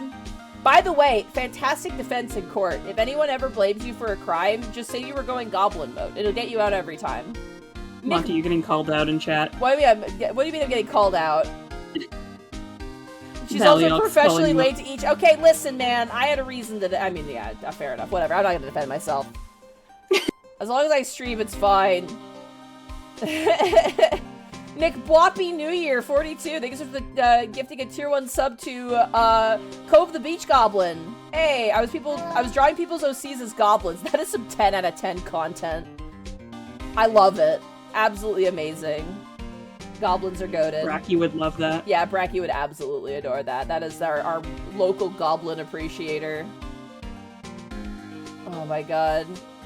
It's not Monty's fault. She was going goblin mode. Thank you, Fat Spartan. That's why I'm late for Phoenix Wright. I'm going goblin mode.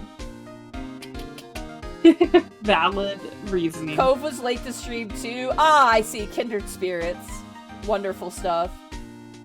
Alright, let's get back to breaking into a chief of police's office, shall we? Let's do it. I mean, I know it's Gumshoe, but like, she should have left the whole, hey, we have an ID card until after Gumshoe walked away. You know, I'm just gonna say it. Yeah, Emma also probably shouldn't have, like, kept talking after the police chief was like, hey, you can go in. Right? I know, it's like, okay, cool, just accept it. Don't just keep going, yeah. Oh my god. Breaking and entering is my favorite pastime. Prime time. How about this ID card? It was Detective Goodman's. That won't work either. The data was deleted the day he died. Aw, man. Oh. They were actually, like, on top of things in this police office? Well, that's yeah. Weird. Only to inconvenience us. That seems to be the trend. They're incompetent to inconvenience us, and they're competent to inconvenience us. Wonderful We should just go steal functionality. somebody's ID card. Yeah, let's rob a police officer, Shay. Let's add that to the list of crimes. We'll just say we found it on the ground outside. Excellent alibi. It'll totally work. In this universe? Yeah, probably, actually. So in other words, Gumshoe is our only chance of getting into that office. Let's just ask to borrow his ID card, you know, so that we know what it looks like. I wonder if there's something we could show him that would make him change his mind. I don't know if I feel like we have to show him something. I don't think we have anything. We try. I mean, like, there's the picture where they were all taking the photo with the trophy and everything. True. Why not? Oh, yeah. Oh. No. Wow, that was a dream. Fine. Okay. Yeah, we don't have it. Show him the video. Get him stuck in the video like you did to chat. Let's do it. There we go, chat. Oh, don't you love it, chat? You are so lucky there's no music. I would spam this the entire rest of the playthrough. We just hypnotize him. We get him stuck in the video the entire time. Give us the way in or we'll keep playing this video on repeat, and you'll hear it through the canny speaker of a DS in a middle school hallway. Okay, what in here do we have that has Edgeworth? Because, like, anything Edgeworth related, he's gonna be like... Hey, that's it! That's the King of Prosecutors Award that Mr. Edgeworth got the other day. We already had this dialogue. Yeah, I think we asked him about how it broke, and then, he doesn't remember. I don't think we have what we need yet. Should we go back and try and talk to Edgeworth, see if Edgeworth is back? Wait, hold on. I think we do, actually. Hold on. We have the ID card thing. You think that'll work, though? Because it makes him look guilty. Oh, right, and he wants to Yeah. save Edgeworth. Right, okay, yeah, because I was gonna say, we need something related to Edgeworth, so maybe. This makes Edgeworth look guilty as hell that he was the one, like... That he was the one who committed a crime, right? Yeah. Because we don't know what the spare one was up above that somebody used. Okay, let's see. That's the ID card record, isn't it? Yes, there's only one number left to investigate at 4:20 p.m. The victim, Detective Goodman, must have entered the evidence room along with someone else. Someone with an executive officer number. Oh, right. 777777777. It's 17 too many, detective. Executive officer. I just might have a hunch. Ah, it didn't do it. Okay. Maybe this? Nope. Oh, I clicked off the game. Oops. No. Alright, well, not that. So maybe we do need to go to his office. Let's go see what Edgeworth is up to.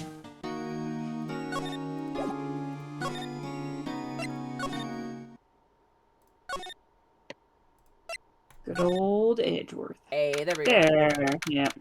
February 24th, High Prosecutor's Office, room 1202. I wonder if Edgeworth is back yet.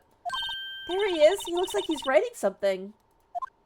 What are you doing here? Okay. He was sure was quick to throw that paper on the floor. Quick, grab it. Oh yeah, we need to grab that shit. Emma, crime mode. Tough day in court, huh? I've had to live the past 2 years with rumors flying around. What's another allegation to me? Cheer up, Mr. Edgeworth. I'm rooting for you. It's Edgeworth for you. Always trying to hide his real feelings. Oh, they're so gay. He's so sensitive.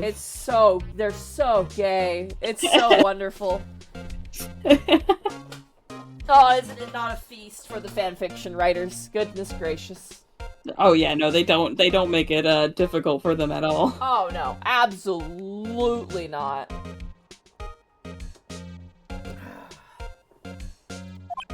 So what do you want?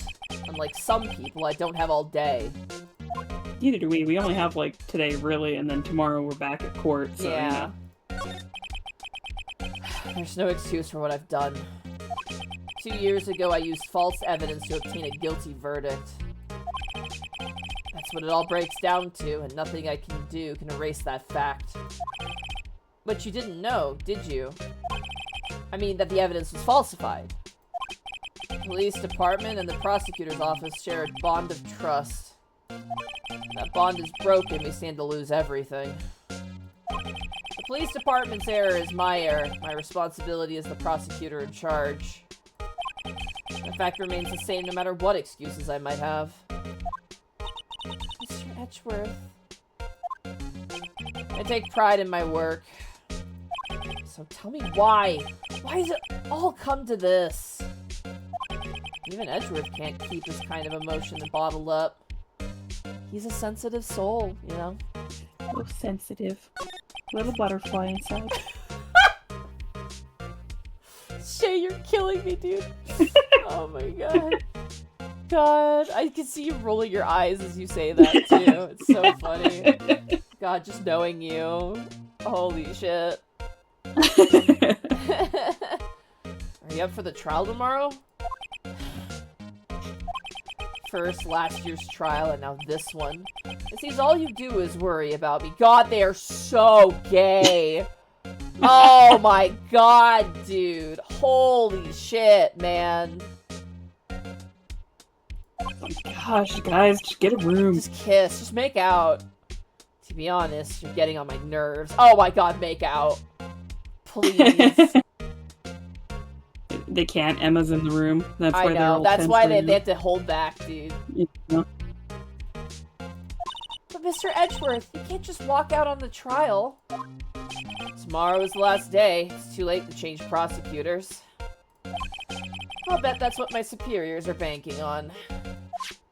I never thought that case would come back to haunt me like this. What do you mean? The list of evidence. It seems too short. Most lists run twice as long. It's only half as long as most lists? That is odd. After Neil Marshall was murdered, I became prosecutor for that case. I may not have been part of the investigation, but I knew what I had to do. Use the evidence I was given to prove the suspect guilty. That was really the only thing on my mind at the time. Hey, we just saw a picture taken around that time. That picture. Something seems strange about it. I guess we'll have to show him the picture. Could you tell us again about what happened that day? The day Detective Goodman was murdered. You were participating in a ceremony over at the station, right? I never cared for ceremonies, but I had to attend that one. Because you were awarded this. Those receiving awards can't exactly skip out on the ceremony. I finished up at the office in the morning and then drove to the police department. You finished up at the office? Yes, just odds and ends. Clerical stuff. I didn't plan on returning to the office that day. That is, until I was asked to take something back. Take something back? Miss. Oh yeah, Chief Gant asked you to hold on to that, didn't he?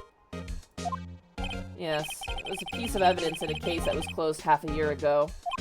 He asked you to bring it back to the prosecutor's office. 100 from One Sweet Girl, have you seen the opening for the Ace Attorney anime? It's ridiculously gay between them. I can only imagine. I haven't seen the anime. I don't know. It's probably fine. I just prefer the games, honestly, with Phoenix Wright. They had a manga that wasn't too bad. It was an anthology of short stories, but the games are... The games is where you really, you know, you really get the pacing and the writing, which was really good. So, yeah. Where's my tea? You with me, Shay? You still there? Yep, I'm here. Hell yeah. He asked me to bring it back to the prosecutor's office. That's the story we heard yesterday. So you came back here to the prosecutor's office because the chief asked you to. That's right.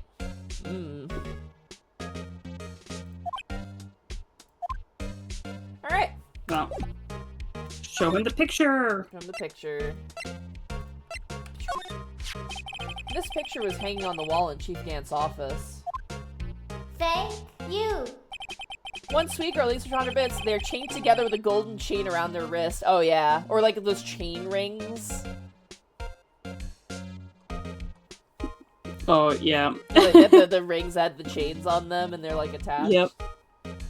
It's so early 2000s anime, dude. It's crazy. They got the matching keychains on their bags, you know, like... Oh my god. Arkolf and I have, I don't know if chat knows this. Arkolf and I have matching keychains of capybaras that they connect with a magnet. I have it on my car keys. I love my little capybara. We found them in a little Tokyo. It was like a little store.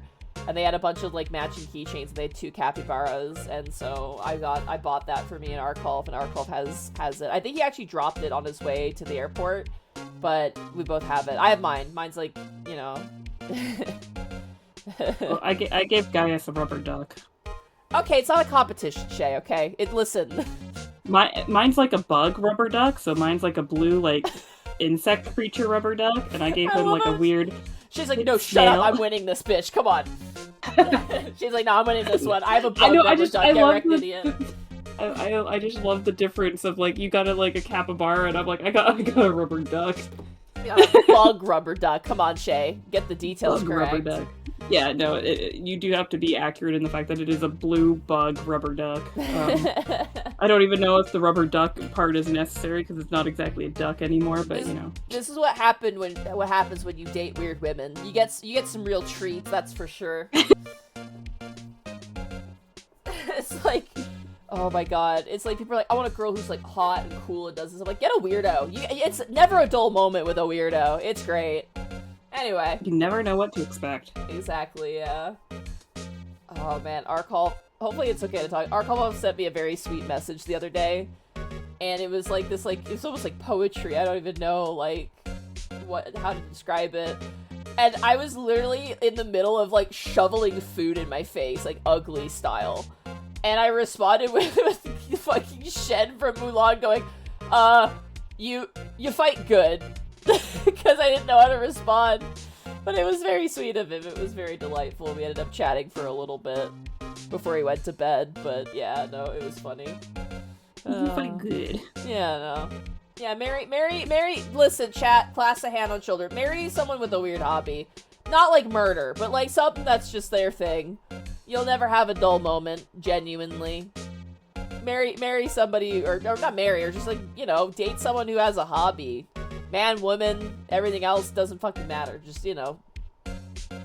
Make sure they have fun with life. They enjoy something in life. God.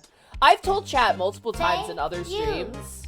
The first time my mom met my dad, he blew up a trash can. That is love at first sight.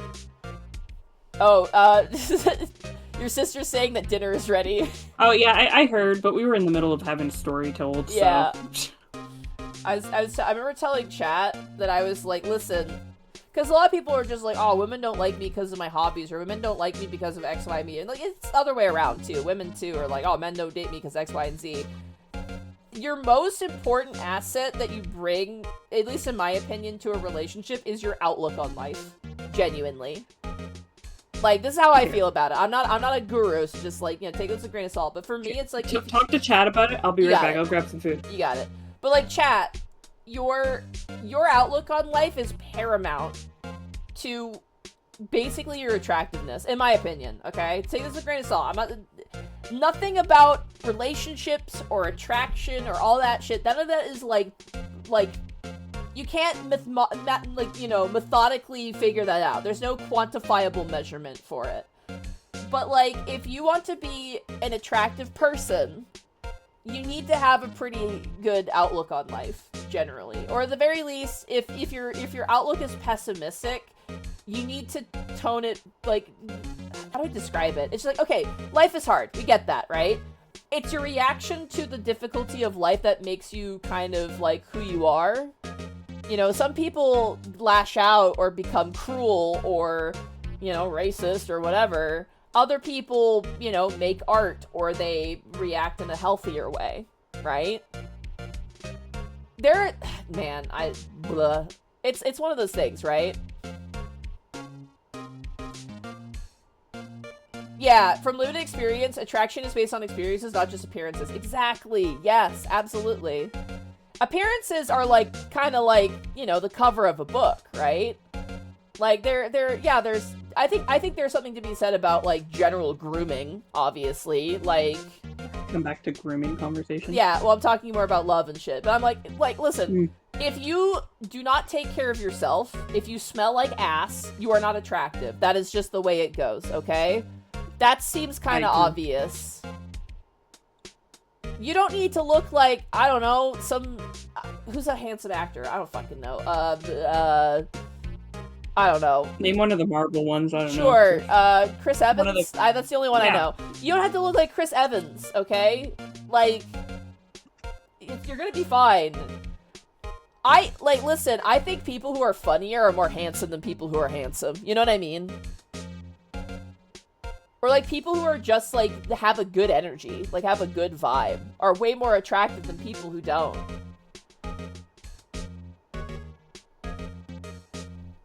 But it's like, I don't know.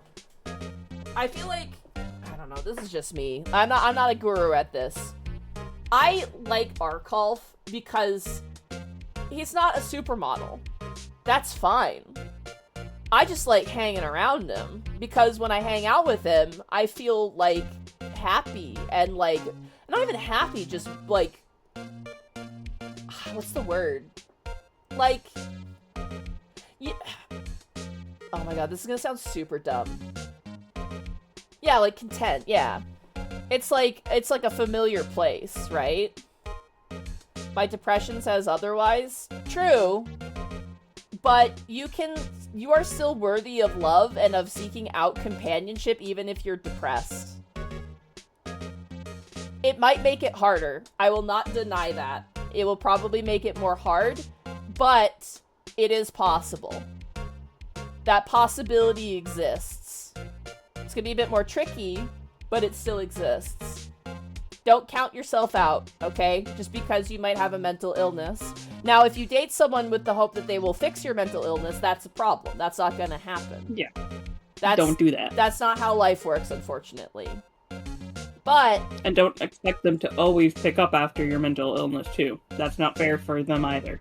But, the thing is, you can still date someone If you are not, if you have depression or if you have anxiety, that's totally possible. It just means in the relationship, you have to navigate that part of yourself a little bit more, which is not hard, honestly. Let's get back to the game. I'm sorry, Yak Bop. I had to get food. Yeah, we can't. Shay's eating right now. That is to say, chat, clasping a hand on your shoulder. I know it doesn't sound like it's real. And I know that you're gonna be like, nah. But everyone out there, unless I guess you're aromantic and you don't care. Everyone is worthy of love, even if it's not like, relationship love. You are worthy of feeling love towards someone else. In fact, it's healthy to feel that way. Right? And it's good for you to do that. Sorry, my brain just stopped working. That is to say, find your weirdo. Don't find your supermodel. Don't find your, I don't know, like, pick someone and love them, man. And, find your weirdo. You'll be happier than finding your perfect person, I think, in my opinion. Because there's no such thing as a perfect person. Then you'll feel comfortable doing an I Spy book with your partner like I did the other week. Yeah. Fucking Arkolf and I, like, we are not at all, like, what is expected, right? Yeah, find your weirdo. And you know what? If you find your weirdo and they're not interested or you don't feel it, then you have a friend, and that's just as good, honestly. Try the last bite is in my mouth. Yeah. Life is a journey, man. Like, life is a journey. And the other thing, too, is that I think one of the things, especially for people, like, I won't summarize chat, but, like, people believe that it's always too late. I think this is a trap that people fall into a lot, is like, oh man, I'm this age and I haven't found anybody. That's okay. Society's gonna tell you it's not, but guess what? Society's made up. It's not a person, it's not a real force, it's just what it is. It's a concept we created. Yeah. It's our own demon we've kind of made for ourselves, or other people have made for us. It's never too late, and you know what? This is another thing, too. Points a finger at chat. You are okay. There is nothing wrong with you if you're not dating somebody, or if you are more, solo. That's totally fine. That's totally okay. It's okay if, your only serious relationship is with you and your own well-being, or with, like, a friend or family. It's totally fine. That's totally valid. Life is not a series of check boxes, man. It's a journey, right? So don't, like, you're gonna be okay. I don't know why I'm getting very impassioned about this, but, like, I thought for the longest time, that there was something wrong with me for a very long time. And when I stopped thinking that way, when I stopped, like, being like, I'm this age, I'm this, I need to be like this, the moment I'm like, this is stupid, get this out of the way, and I just lived life, the door opened up. It was, that worked for me, and that was not me checking off boxes, that was me going on a journey. So, sorry if I'm alienating folks with this conversation. I just want to say, chat, that you're good, you're gonna be okay. And your journey will always look different to somebody else's, and you will, if you want to find your weirdo, you may find your weirdo.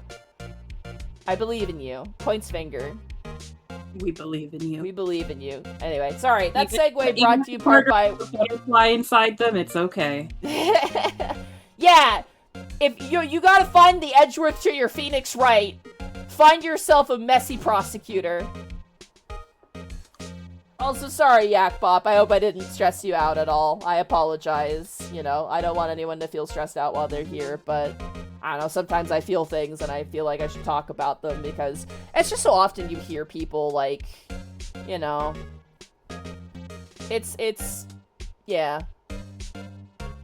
There's plenty of fish in the sea. appropriate. There's also fishermen. The sea is cruel, bitch. You gotta fight them, but there's all the other stuff in life. Yeah. I believe. Sometimes, oh my god, sorry, I don't want to keep going into this, but like, God, I'll fight the fishermen I see. I mean, that's the good attitude, Maliox. Fuck up those fishermen. That great attitude to have right there. Yeah, find your Blorpo. Find your frazzled defense attorney or your mess of a prosecutor. So many options. Oh man, I used to be worried because I'm like, oh, I'm not particularly affectionate. I'm also not particularly feminine either. But like, yeah. But like, with Arkolf, it's like, it's not so much that he's like, oh, he doesn't care. It's more just like the other aspects of who I am matter more. You know what I mean? Like how I like have weird dreams and stuff, and how I'm kind of a horrible little goblin, like, you know, speaking of a raider.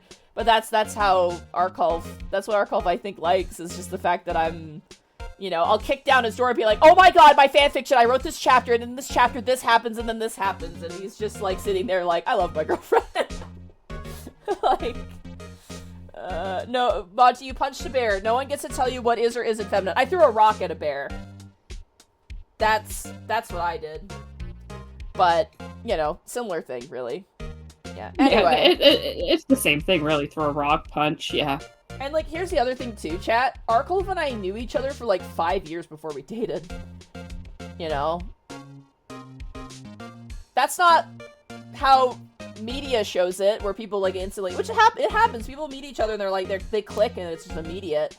But, like, sometimes it's slow. Sometimes it's just a slow thing that happens, and, you know, life is, that's from my experience. Like, I didn't rush, I just kind of let life go, and every time... You got competition, Monty. Everyone is attracted to Arkolf, according to Masamune. Back off, he's mine! I pull out, like, a switchblade, and I stab it, and a knife breaks off inside their body. Oh, gosh. I don't know. I don't know if I'm a great defense attorney, so you gotta find somebody else. Yeah. It's like, you know... But what about Arkolf is, like, attractive, right? Like, we could talk about it all day long, because there's so much, but, you know, if you know, it's, I don't know. I don't think, for me, I couldn't have dated Arkolf unless we were friends first, you know what I mean? That's how it worked for me. It's like, I couldn't, like, I don't think I could date anybody without being friends with them first. Yeah, I think it takes a certain type of person to be able to, like, you know, just date somebody right off the bat. Anyway, the moral of the story is, have a healthy outlook. I say healthy outlook. The thing about healthy outlook, though, chat, is you don't have to have a positive outlook on life. You just need to have a healthy outlook on life. Even if your outlook on life is maybe a bit more negative or pessimistic, it's how you react to that process that determines, you know, who you are, in a way, right? If that makes sense? So have a healthy outlook on life, and, you know, don't blame yourself. You're applying rules of an invisible force to you. Don't let it destroy you. Like, don't let it bother you, because you're you, it's your life, you can live it however you feel. However that journey looks to you is your experience, okay? Slaps desk. Thank you for... What should we call this segment with Monty? TED Talk with Monty about shit that she's not an expert in, but also feels very impassioned about. Again, sorry if I alienated anybody. I apologize, but I hope that, you know... I hope you understand where I'm coming from. Life is a complicated beast. And you're doing your best. And sometimes that's all you can do, and you should be proud of yourself for that, okay? Anyway, Monty back to... wants you all proud of yourselves. Yes. Alright. That's the takeaway. That's the takeaway. Alright, back to it. Prosecutor Neil Marshall. He had just started making a name for himself. Looks like this was taken when you received the King of Prosecutors trophy. Speaking of that, there's something that bothers me. Yes? The trophy Mr. Marshall is holding, it's a little different than yours. Yes, you're right. Ah, I remember now. Remember what? Oh, sorry, that's Phoenix. Remember what? That was what the official prosecutor's trophy looked like until 2 years ago. There's a story behind its design. Tell us. A story? Oh, I love this, actually. This is pretty good. Sounds interesting. Would you mind telling it to us? It's simple, really. Contradiction. That's what the award is based on. Oh, I love this, yeah. Shield and the weapon. The shield and the weapon, yeah. This award originates from an ancient Chinese tale. In Chinese, the word contradiction is written with 2 characters. The first means halberd, and the second means shield. Have you heard this story? Me? Oh, sure. Everyone knows that. Why don't you tell it, though, for Emma's sake? Very well.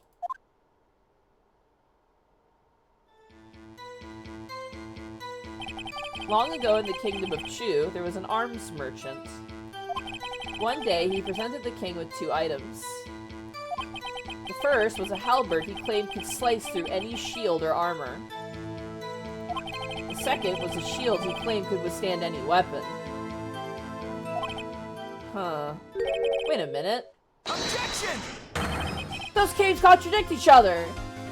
You need to object that, Phoenix. Very perceptive, but then again, you've heard this story before, right? Anyway, as you mentioned, the very description of these items discredit them both. When the king pointed this out, the merchant was left speechless, and thus the Chinese word for contradiction was born. Oh, I see. So the chipped shield and broken knife symbolize... Precisely so. They symbolize the merchant's items. The ancient tale ends with the merchant at a loss for words. But it's in our nature to pursue matters to their conclusion, even if it results in something as ugly as this. Wow. Thanks, Mr. Edgeworth. I learned something new today. That doesn't tell us how it got broken. I think like, design-wise is meant to be broken. Well, no, but, like, why did the design change? Why is it just a shield now? What happened to the sword? Yeah, the sword is gone. That's the difference. It's not broken, the sword disappeared. Yeah, so my question is, what happened to the sword? Yeah. That's funny. If that's so, then why were you only given a shield?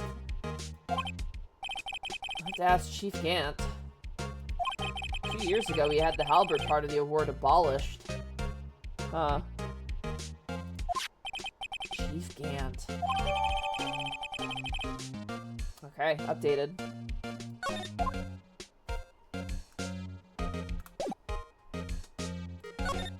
What's this? Yes, steal the paper. I wonder what he was writing before. Come on, Mr. Wright. Let's take a look. Are you crazy? Edgeworth is standing right there. Just distract him. I'll check it out. Hey, Edgeworth. Do you want to get dinner? Oh, fuck. Oh man, I panicked. Oh, God, I panicked. But, I mean, if you're down, I'd be down. We can get some delicious Japanese burgers at the local burger restaurant. Yeah. Hey, Edgeworth. Is that Detective Gumshoe out the window there? Oh no, he's falling to the ground! Oh, Phoenix, you should have Hold asked on, him first about let me dinner. see what this girl's doing crawling around at my feet. He didn't even look! What? Letter of... If you're having trouble reading, I'll read it for you. It says, letter of resignation. Oh. He said he could take all the talk about him. Were you hoping it was an application for a therapist? Right? Aw, man, he still needs it. He's still Oh, being man. stubborn about it. Wait, so if Japan America is a thing, why is China still China? Shh. We don't talk about that. Resignation? Edgeworth, you don't mean... Tired, right? I feel as if something inside me has died. And your dad. Yeah, but he knew about that a while ago. We're monsters, Shay. That was fucked up. You started it this time. I did. I am responsible for this one. Oh, chat's not happy about that comment. Uh-oh. Oh, chat's yelling at me. Shit, sorry, chat. I feel as if something inside of me has died. But Mr. Edgeworth, none of it is your fault. I know the path I've walked. You don't need to tell me. And the path I've walked hasn't been a just one. Yeah, I was gonna say, some of it has actually Yeah, it has been his fault, yeah. I can't forgive myself for what I've done. And no one else should forgive me either. Uh-oh, I think he's serious. Mr. Wright, please, you have to do something. This letter of resignation. I wonder if I can use it for anything. Edgeworth discarded letter. He's serious. Uh-oh. We steal it. That's all we got. I think I know where we use this shit. Yep. I wonder who is really, has strong feelings about Edward from Phoenix that, you know... Oh, shit, okay. Oh. Got something here, too. February 24th, Prosecutor's Office, Underground Parking Lot. Excuse me. Oh, hello. Oh, she's back. Would either of you care for a £1/4 of roast beef? I mean, with how expensive it can be these days? Yeah, I take it. Yeah, absolutely. In this economy, absolutely. Miss Starr. I guess she's out of lunches. You certainly are the curious sort, aren't you? Kind of like the first person who sucked a cow's nipple to discover milk. I'm sorry. What? Why is that the... What? Who invented milk? Who is the freak who invented milk? But why would you just bring that up in the conversation like that? Hey, you want some beef? And also this sentence. Double whammy, dude. I think cows invented milk, Monty. Excellent deduction there, Cringe Cobalt. You should be a lawyer. I hate to break it to you, but cows aren't the only I creature know! that produce milk. In fact, we produce milk. Mammals, says Mud Dog. Yeah, it's just cows. God. Angel just slapped me out of whatever train of thought I was in. We produce milk. Oh no. Look, man, I was thirsty. Burnt flax, no! Look, it's true. We do. I had a New York strip yesterday and it was good. Oh my god, I could tear up a steak right now, but I do not have the funds. Shit's expensive, dude. Still, I never thought you'd go digging up that case from 2 years ago. How are we not supposed to? This entire case is surrounded by it. Yeah, everyone in this trial was involved in the SL9 incident. Literally. Not only that, but the murder occurred on the very day the evidence from that case was due for transferal. This can't be attributed to a mere coincidence. Aren't you forgetting something? You know that little scene I happened to witness? Instant Lana stabbed Detective Goodman with a knife. No matter how much of the past you dig up, it won't change what I saw. Roast beef is meant to be savored when eaten. Star's hatred towards Lana. It all dates back to 2 years ago. Oh boy. Here we go, another person. You're doing all the talking. Joe Dark. That's a name I'll not soon forget. We trailed him for half a year. Ah, the pressure. Still, I don't think I was ever more alive than I was then. Those days were steamier than a bowl of hot gravy. Okay, Angel, we can tone it down a bit. Poor old Jake Marshall, though. Must have been going through hell. You mean because of his brother's death? They were close, those two. After Neil died, something took over Jake. He became obsessed. Seeing Jake like that made her all the more desperate. Her? Lana Sky. My sister. The best of the best were put on that SL9 case. Of course, they were led by that legendary duo. Lana and Chief Gant. That legendary pair was the reason we were able to keep up our investigation. That's why we were so shocked over how it turned out. You mean, with the forging of the evidence? Don't get me wrong, Joe Dark got what he deserved. Still, it was obvious the evidence produced in court was being manipulated. Items our team never found would suddenly appear, while other items were kept secret. That's not suspect at all. Right? But you don't have any... You don't have any proof anything illegal was done.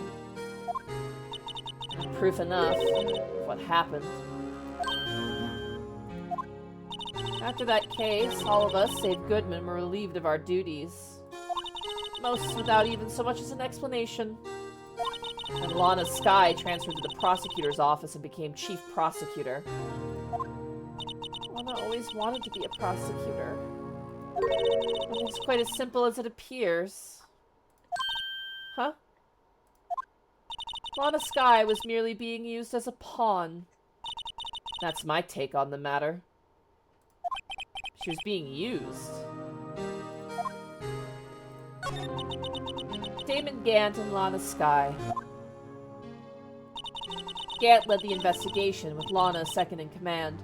They were the best. They solved all kinds of cases together, didn't they? Damon Gant's magnetism in particular was almost unreal. His magnetism? By that I mean his ability to attract evidence.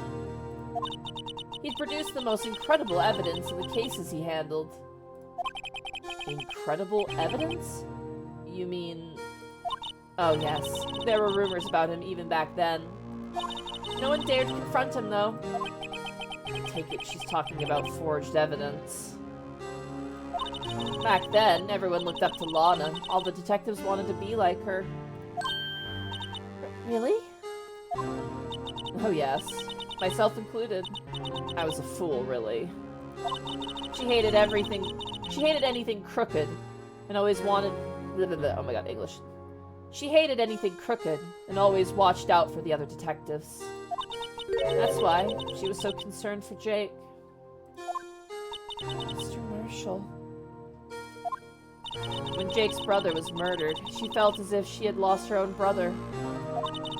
If it wasn't for her, I don't think Jake would have ever recovered from his shock. That's what makes it all the more infuriating.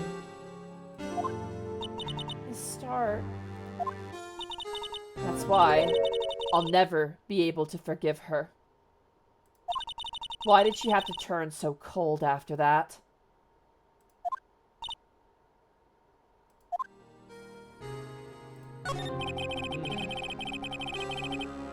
Still with me, Shay? Yep. Just listening. There's a lot of stuff going. Yeah, there's a lot of drama, interpersonal fucking drama happening now. I know, we went from like, haha, we're laughing about like, you know, bullying stuff going on, Edgeworth. to like, whoa. Whoa, Yeah. this is kind of real, yeah. Lana transferred to the prosecutor's office 2 years ago, didn't she?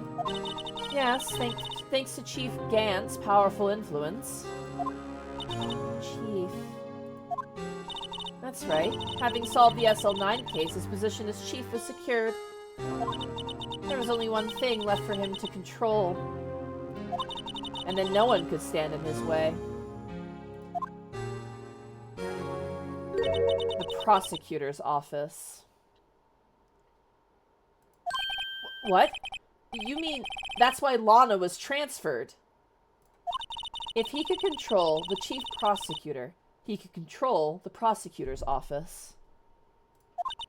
That must have been his goal all along. The plot thickens. Bum, bum, bum. But how can he control Lana? I don't know. But one thing's for sure. Ever since that case ended, she's never been the same.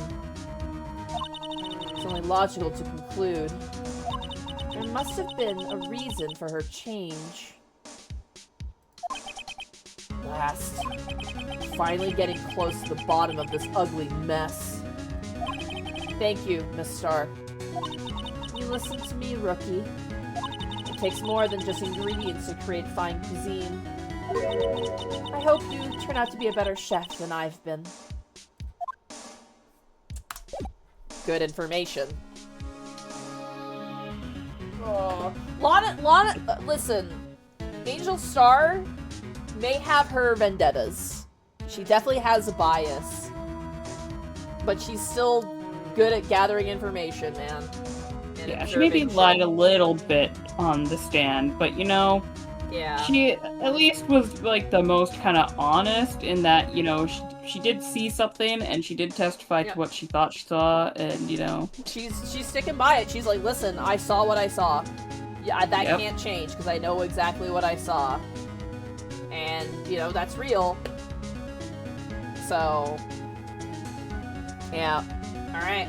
Hey Monty, it's 5. You want to try and like we should keep going. Yeah. Yeah, we should. If you're cool with, if you have time. I mean, we don't have D&D tonight. Are you okay? Because it's your brother's birthday, or do you have to go? I think it should be fine now. It's usually when we do cakes and gifts that. I will say this: we don't have much left. Okay. Yeah. Yeah.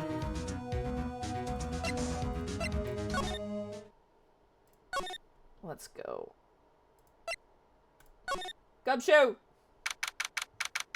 Gumshoe, we have very important evidence to show you that might convince you to do crimes with us. He's gonna cry, dude. He's gonna bawl his eyes out. Oh, you're back! You're still here? I gotta make 150 copies of these files. Brewing coffee, copying files. Turning into a regular DJ. You're a DJ as well? If I'm not mistaken, I think he means desk jockey. Oh, that DJ. Gotta admire your persistency, but my answer's still no. I'm not letting you into the chief's office, period. It'd be my neck on the line. Office will ask Edgeworth's neck on the line. Yeah. You might not love us, Gumshoe, but Edgeworth. We know where your heart is. Yeah. Again, say what you will about Gumshoe, my man is fiercely loyal. I love him for it, too. Yeah. I have to take a look in there. Golden Retriever energy to the man. Alright. Let's do it. We have some awful news. What's this crumpled up piece of paper?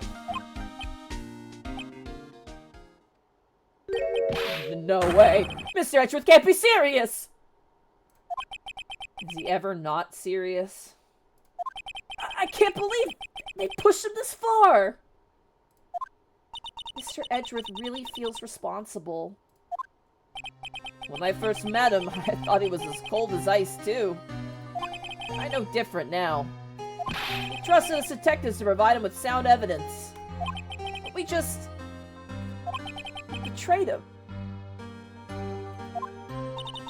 He's so sad. He's like a puppy that got kicked. I know.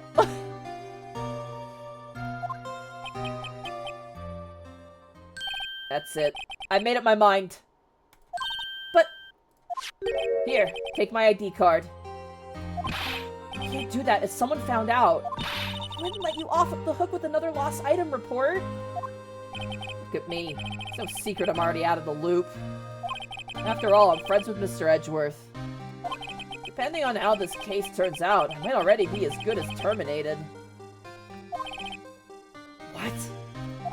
So at least let me do this. For Mr. Edgeworth's sake. He's ride or die, Shay. Yeah. Ride or die for Edgeworth. He doesn't care that as much about us, but no. Edgeworth. He still honors us, though, sometimes. He's not, he does, he's yeah. not antagonistic to us, but he has a preference, for sure. Yeah, he'd risk losing his job for Edgeworth, not for us. Not for us, no. Alright, detective, thank you. Oh, let's fucking go. We're going. Are you ready? Are you ready for fucking crimes for breaking and entering, Shay? Oh, I mean, crimes is what I'm always here for. Let's fucking go. February 24th, Police Department Chief's Office. Here goes Mr. Wright. I love you. Arkolf! Thank you so much for the tier 1 sub for 49 months. Crimes. You just caught me as we're breaking in. Oh, there's your guy that you were... Arkolf, we definitely weren't talking about you earlier. No, we weren't. It's fine. We're in. If anyone finds us now, Detective Gumshoe's a goner. If that happens, I'm counting on you two to bail me out.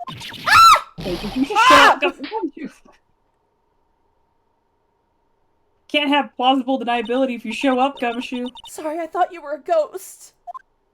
I didn't even know you could slap a ghost. Ah! Detective Gumshoe! What are you doing sneaking up on us like that? We're doing a terrible job. I wasn't sneaking. I was just worried something might go wrong. So I came too. If you're here, then what's the point of giving us your ID card? Gumshoe's ID crushed and rendered unusable in pocket. Hey, don't do that to my card! Well, okay. Things happen. We rolled slow on the stealth, is all I'm gonna say right now. It's great. Hit the organ. Let's just capitalize. Yeah, right? I hardly ever get a chance to come in here. So I figured I'd have a look around myself.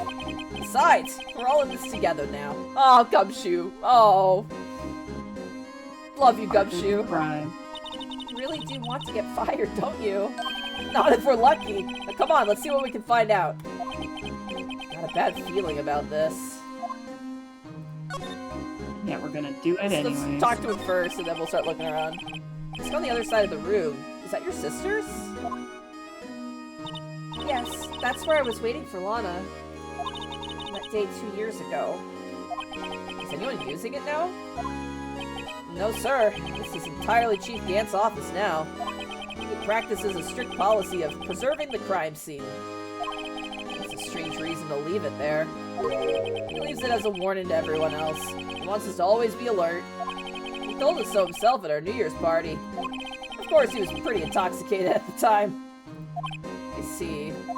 So ever since Lana left, no one's ever touched that desk? No one except Chief Gant. And the cleaning lady who's in here every morning. Still, 2 years have passed since that incident. There can't possibly be any clues remaining. Can I ask you something? Sure. You only came here to look around, right? Because it's one of the SL9 crime scenes. I mean, that's your only reason for coming here, isn't it? Why do you ask? You don't think... you wouldn't be... No. No, there's no way. Never mind. Don't worry about it. Okay, now then let's look around a bit more. Wow, you didn't even try to get him to like... Hey, hold on, not so fast, buddy! Huh? What is it? When someone tells you don't worry about it, it's supposed to start bothering you, pal! You can't just let it go at that. Sorry, this guy's starting to get on my nerves. Okay, so what's bothering you? You two don't think... Chief Gant might be a suspect, do you? What? That's right, Mr. Wright. What do we think of him? Chief Gant. So it's finally come to this. What do I think of him? Perhaps it's best I don't divulge my feelings yet. There you go, ignore me again. Alright. Che, what would you like to examine? Okay. I mean... We got two sides as well.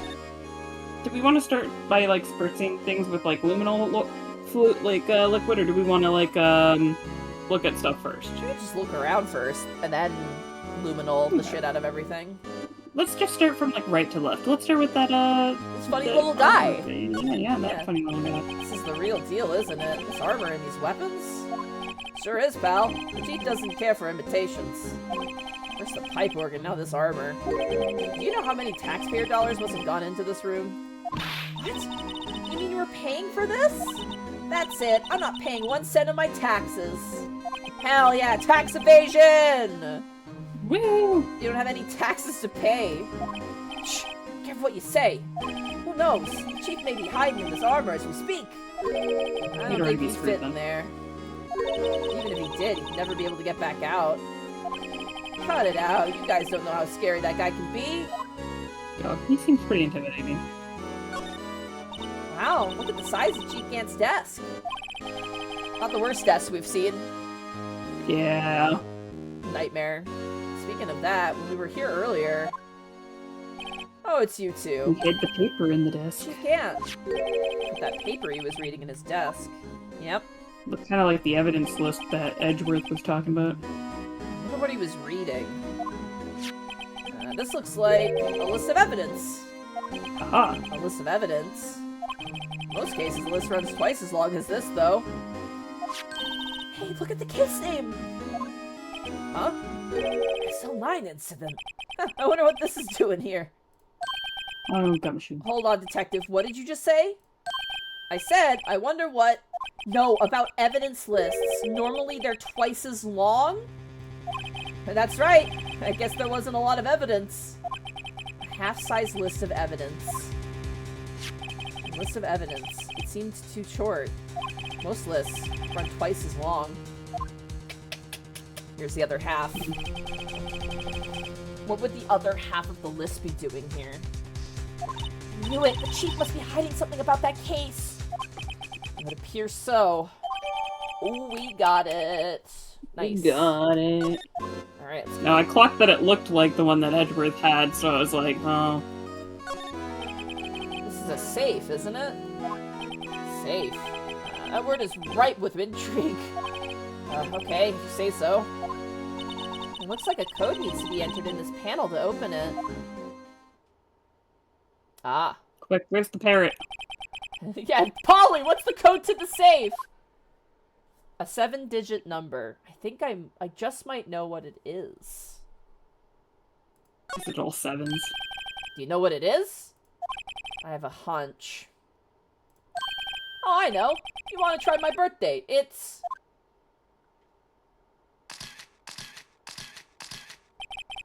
I have a better idea. Here goes nothing. What do you want to put in? Are we allowed to use the fingerprinting stuff on it first, just to make sure? I don't know. I don't think so. There's no menu, so... Okay, because yeah, I mean, like, there's the 7-digit 7 number from, his, ID card, which I think is all sevens, right? Like, it's 7 numbers of 7? I think so, yeah. You want to just see that? If it's 7 digits, I mean... Yep, yeah, it sure is. Yeah.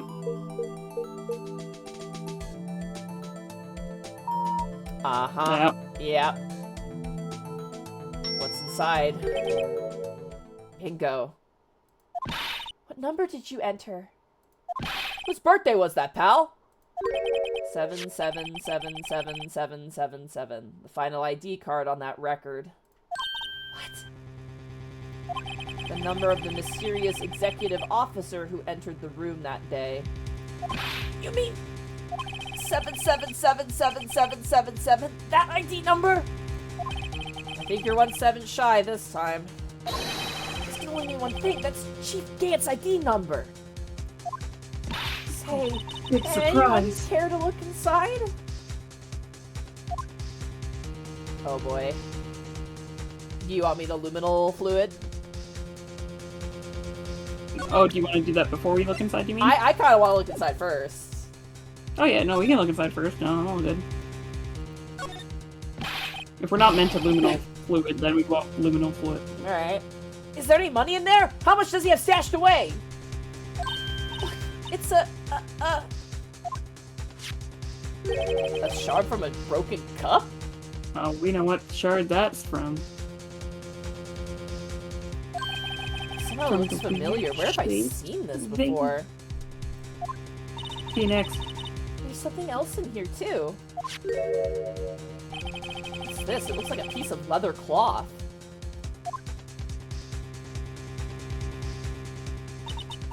This is a handprint, isn't it? Hey, I saw someone wearing a shirt like that once. I think the chief made the design. I don't think so. Oh, well, it was just a thought. Is that it? Is this all that was in the safe? Apparently so. It's empty now. A piece of cloth with a handprint on it, and a broken shard from a cup. What? They look like pieces of evidence. Yeah, but unless you can prove they have something to do with this case, I'm afraid I can't let you take them. After all, it's my neck on the line here. Great. Now I have to prove their relevancy to get them. Are these two items related to the SL9 incident? Yeah, let's start with the vase. Yeah. Come on, there's gotta be something we can show the detective. You want to look around anymore? I mean... Go to the left a bit more. I think we already looked at the desk. Yeah, it's just follow-up details. Oh yeah, we should check that list, because we got it. Hold on. God, look at how... We have 3 pages of evidence. Holy shit. There's so much stuff. Oh. Oh, that's the drawing that... oh. She said she drew a drawing, but it wasn't that good. Oh. I wonder what this is. It looks like someone drew some kind of sketch here. What is it? Did you find something?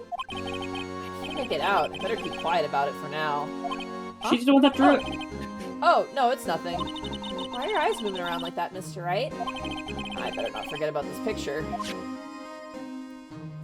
That's cool. I forgot about that, genuinely.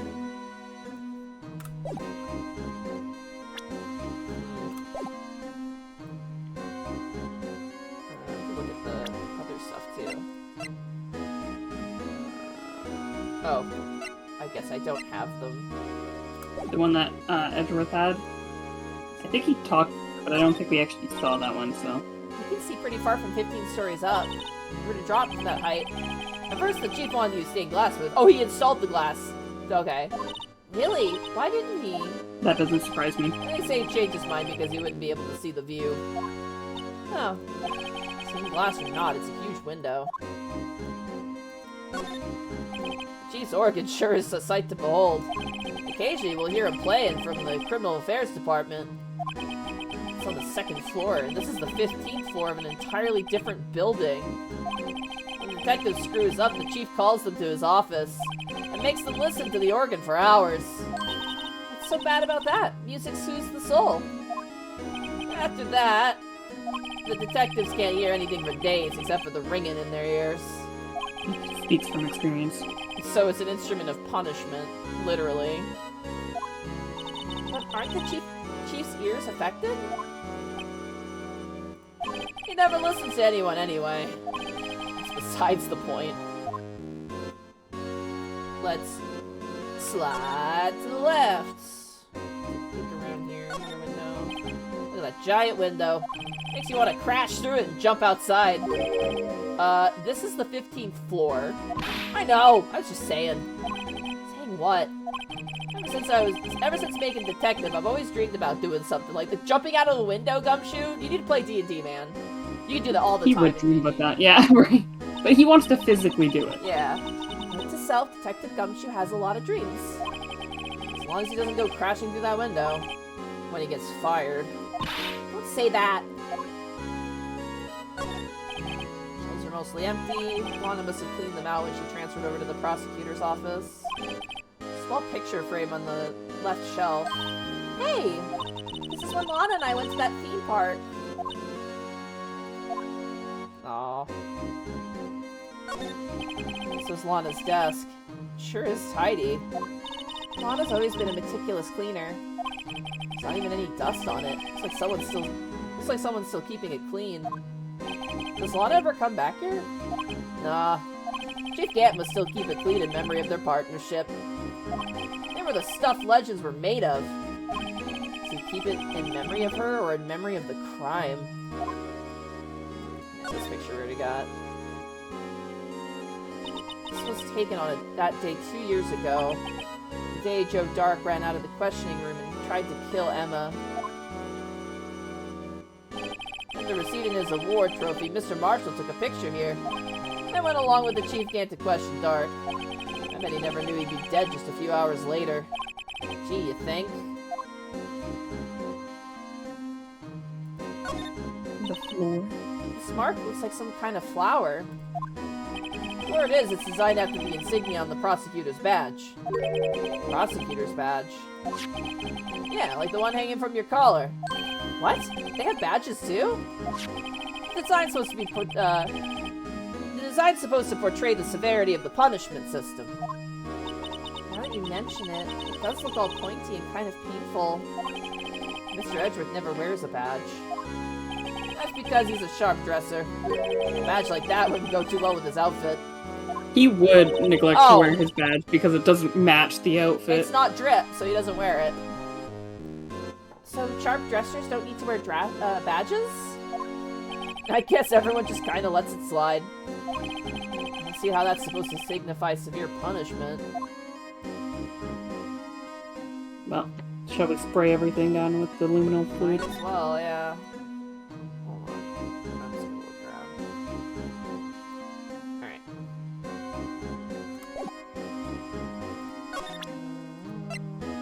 Blood. Oh, how do I use it?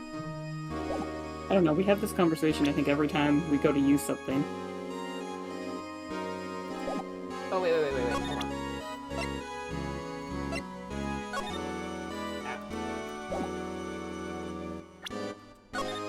We went through this problem before. Wait. No. Okay. I think we have to go examine. Tab. Ah, there we go. Okay. Where do you want to spray? Should we start with Lana's side and then make our way to the right, or just start over here? Absolutely. Okay. Oh, hello. Immediate. Wow, that was pretty immediate. Oh, this area must have been covered in blood! Is this from that incident? It must be, when Prosecutor Neil Marshall was murdered. 2 years have passed, the reaction's kind of dull. So a murder really did take place here. But let's spray around a little bit more.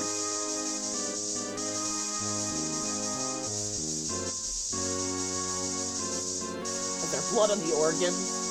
Right.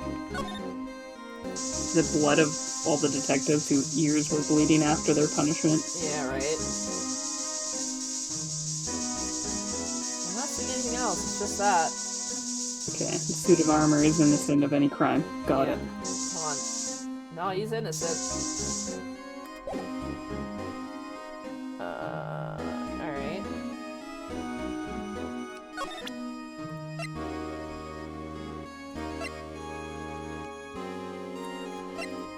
Yeah, let's start with that. How do we... Maybe with the... What we can do here, hold on. How do you usually present something to someone? I'm gonna save real quick. Well, the thing is, I don't have those items in my inventory.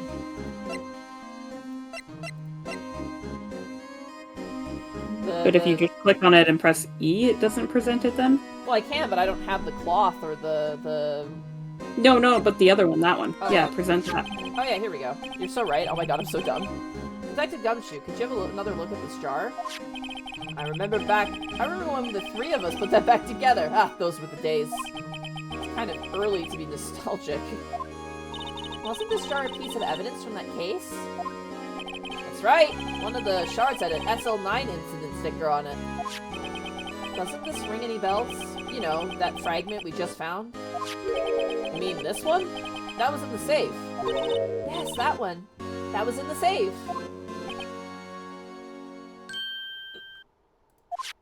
Now that you mention it, it's ringing a lot of bells. Let's see if it fits. There, we got there. Alright, let's do it. Here. Took a few prompts to like help encourage him, but you know, we got there. Mm-hmm. Here, let me see that shard. I'll take a crack at this. Go ahead, pal. Show us what a rookie can do. Mr. Wright, here's some glue. I can piece this together again. It'll prove Chief Gant was knowingly hiding evidence. Here goes. How are you gonna do this? It's very tricky. Right? Oh my god.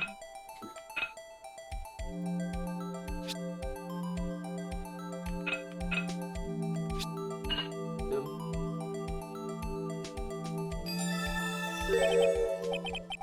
There! Fits like a charm. That, of course, means... Chief Gant willingly and knowingly hid a piece of this jar in his safe. Oh, the dogs are barking. What's happening? Bork, bork. They love solving crimes. Today, another episode of Monty remembers how to do something but doesn't fully remember how to do something. Thank you! That is my regular streams. In other words, he concealed a piece of evidence from the SL9 incident. But... Hey guys, get a load of this! What is it? This piece you just attached. It's different from the others.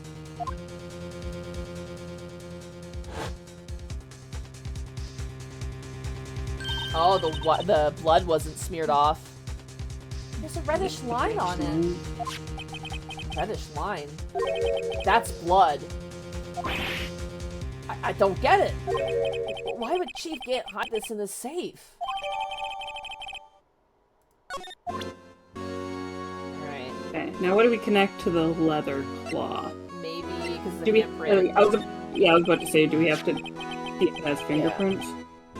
Detective Gumshoe, I'd like you to have a look at this. Hey, I know what that is. So you want to take some fingerprints? It's a great idea, Detective. Alright, go to town. Sheesh.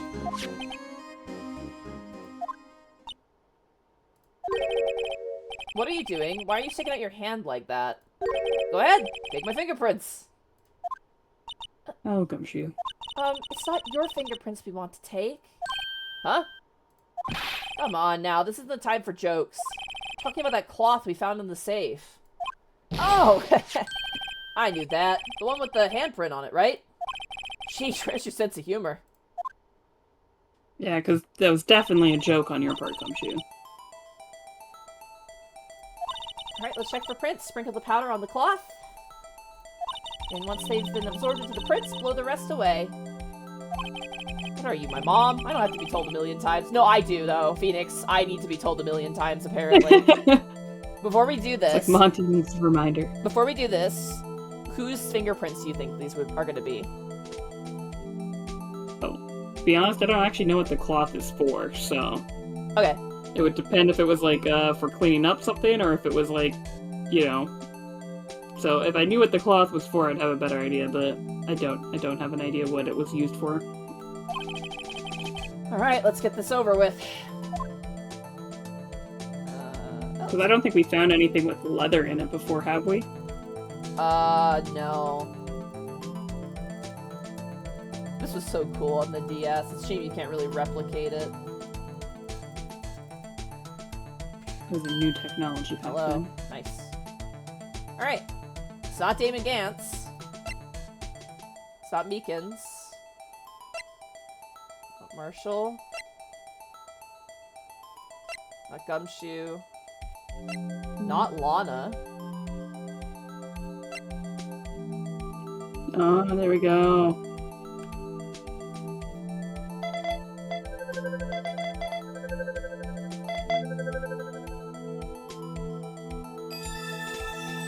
Emma's.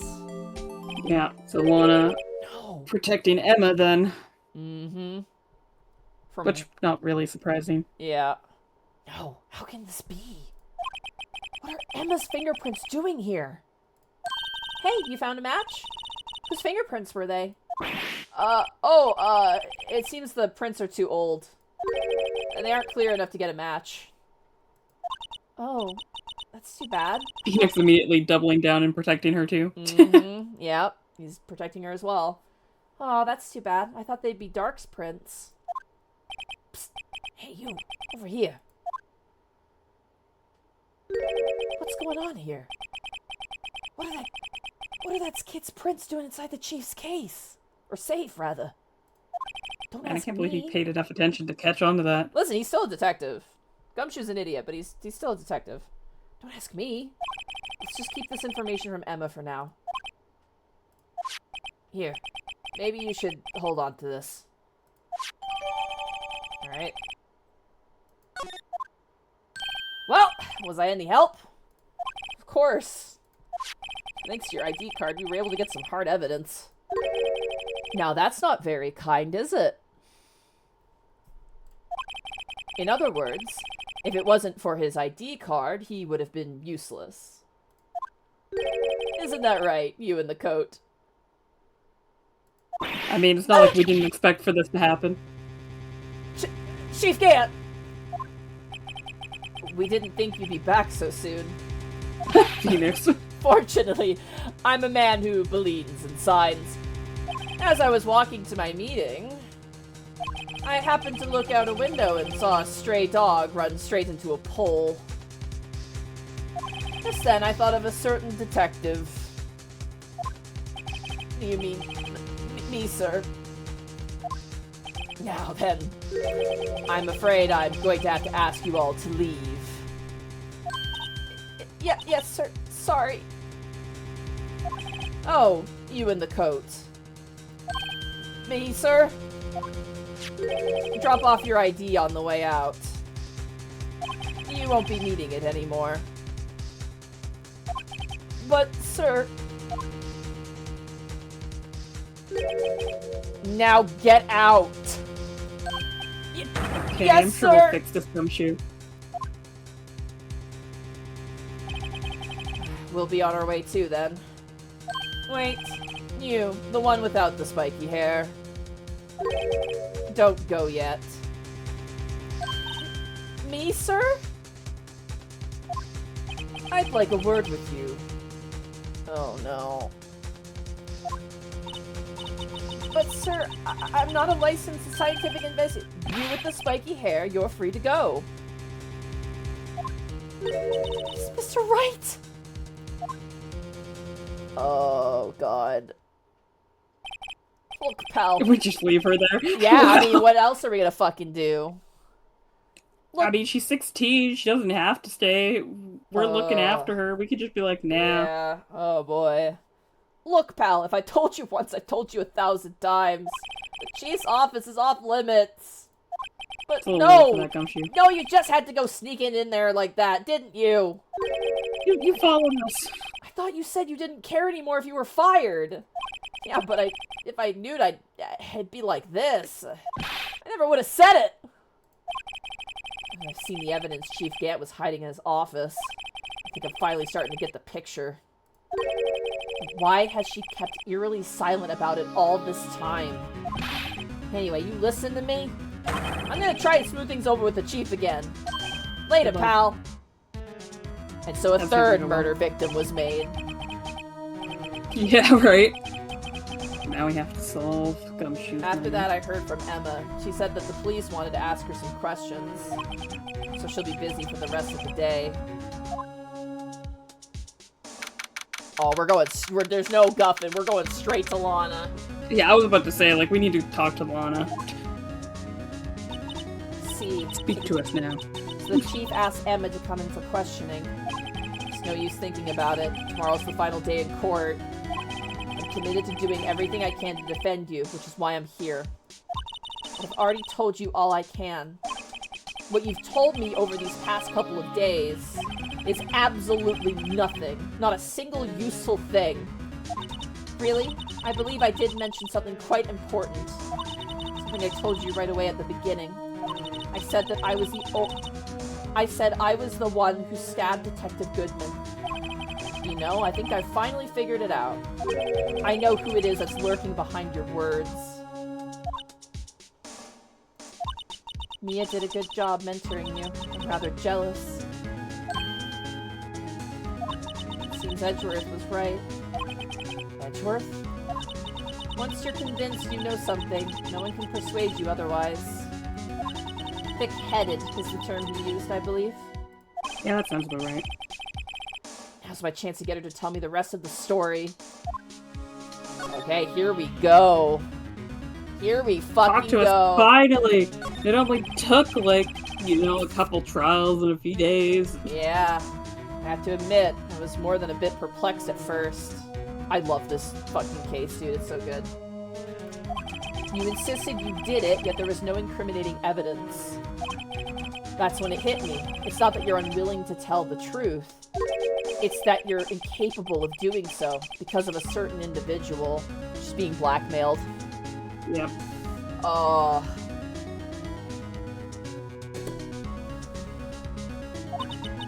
What an intriguing notion. A certain individual, you say. So you think I'm protecting this person? Protecting? No, I think afraid of is more like it. The person you're protecting is your sister, Yep. which, you know, the blackmail is holding over your head. Yep. He's using your sister against you. If I'm not mistaken, the person in question may have persuaded you to silence. For argument's sake, Mr. Wright, who, may I ask, is this person you're speaking of? The one I am supposedly so frightened of. What is this person's name? Yeah, Meekins! It's definitely Meekins. Well, Miss Sky? Mr. Wright, you are addressing the Chief Prosecutor. Do not forget your place. I take it she's still not ready to spill the beans. My apologies. Could you please tell me a bit more about what you think you know? We were partners until 2 years ago. I respected him as a detective. Assuming he is respectable, then tell me something. Why would he try to hide his crimes? His crimes.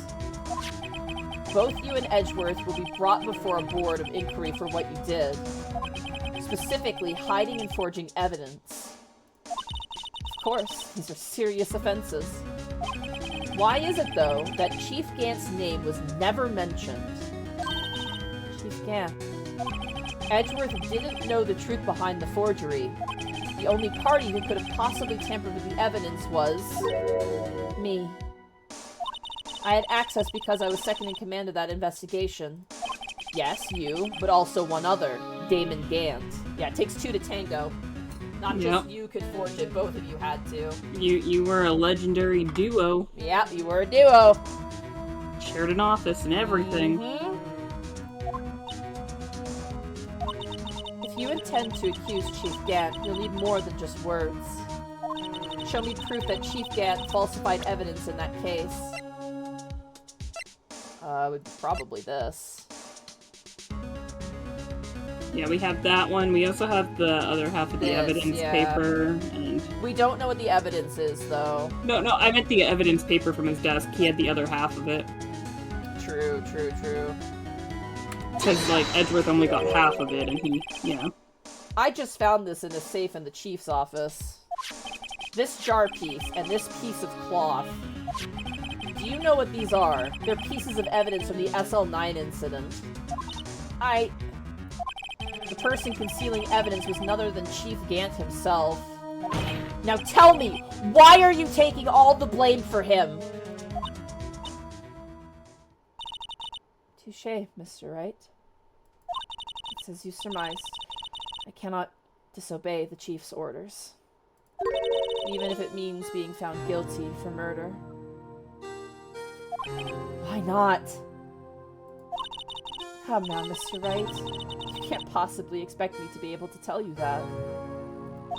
it would help a lot if you could. 3 days ago. I mean, it would help her a lot, but right? If she's being blackmailed, we don't know what the blackmail's for. 3 days ago, I had no choice but to cooperate. The murder of Detective Goodman. Perhaps I should say, follow orders. Yes, that's more accurate than cooperate. Although I can't tell you the details, I can say that I was given an order that day. I need you to dispose of Bruce Goodman's body. Fucking hell. Jesus Christ. You'll find it inside the trunk of Miles Edgeworth's car.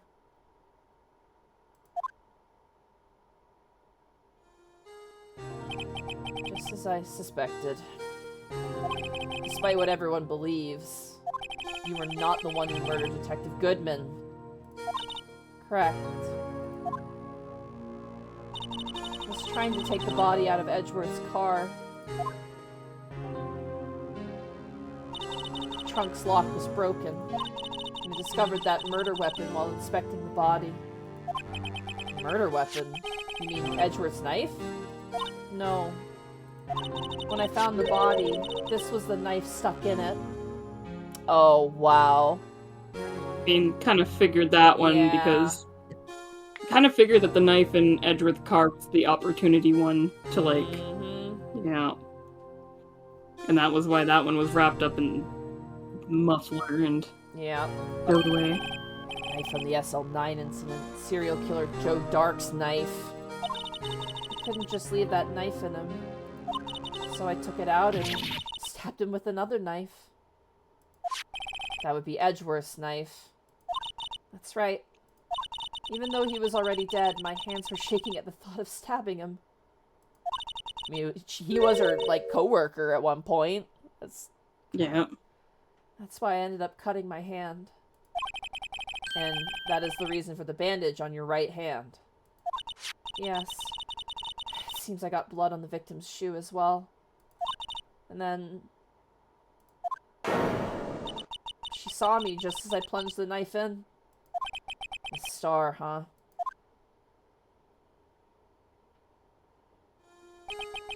Why did you need to hide Dark's knife so badly? It took a lot of work to finally close the Dark case 2 years ago. It was over with. It never wanted to be opened again. My intent was to prevent that by whatever means possible. So, you hid Dark's knife. The weapon used to stab the detective was evidence in the Joe Dark case. If word got out, which it would, the reporters would have a field day with that.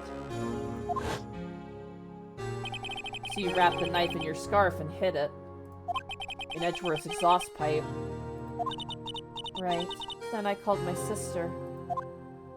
To tell her what happened and to ask her to hide the knife that was inside my muffler. You asked Emma.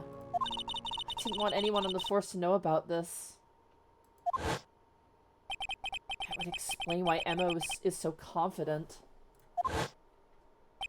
about Lana's innocence. Speaking of phone calls, I had a bad feeling about one of them that day. A bad feeling.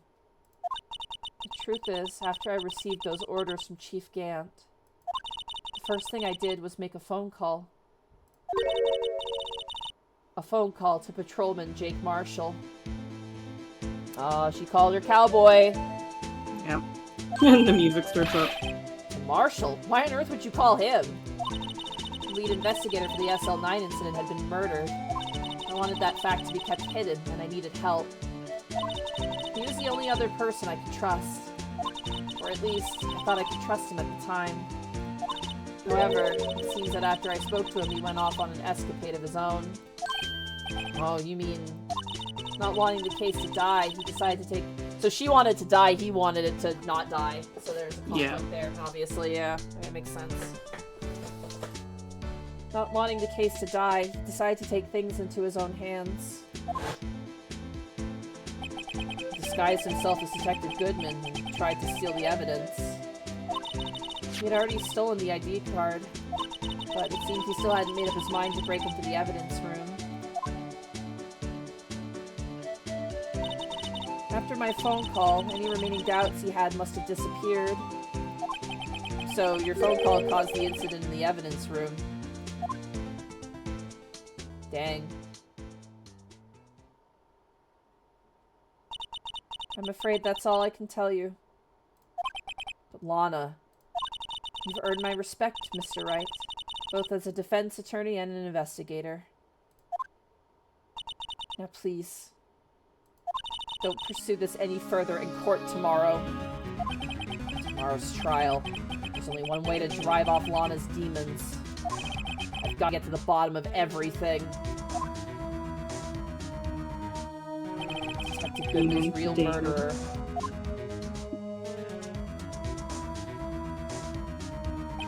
And what went down in the chief's office 2 years ago. How was the mascot responsible? Yeah, how did the mascot kill 2 years ago when it didn't exist? Oh man, I love this fucking case. This is where it really kicks off and is really good. When we finally get people to tell us things. Yeah, dude, if you go back through this case again, knowing kind of what's going on, and no spoilers, chat, I swear to God. Be careful of chat. But, like, if you go back to this case, after kind of playing through it the first time, it is an entirely different experience. It's so cool. Like, you can really see some foreshadowing, for sure. It's great. It's so fucking great. Next stream, Shay, I think we might actually finish this game out. It might be a longer session, potentially. But, whatever we do is probably either 1 to 2 more sessions left of this game. And then we got Justice for All! Yay! Yeah, you're telling me the organ music wasn't an immediate foreshadow for, like... Oh, yeah. Villainous organ music and his weird, creepy demeanor. Yeah. And his name is Damon. Damon Gant? Yeah. Jesus. I love Damon Gant, though. He's a premium fucker, and it's gonna be great. I cannot wait. Like, holy shit. The writing on him is good, and it's gonna be a blast. But, yeah. I held out, too. I had a few moments where I was like, ugh. But I held out, which was great.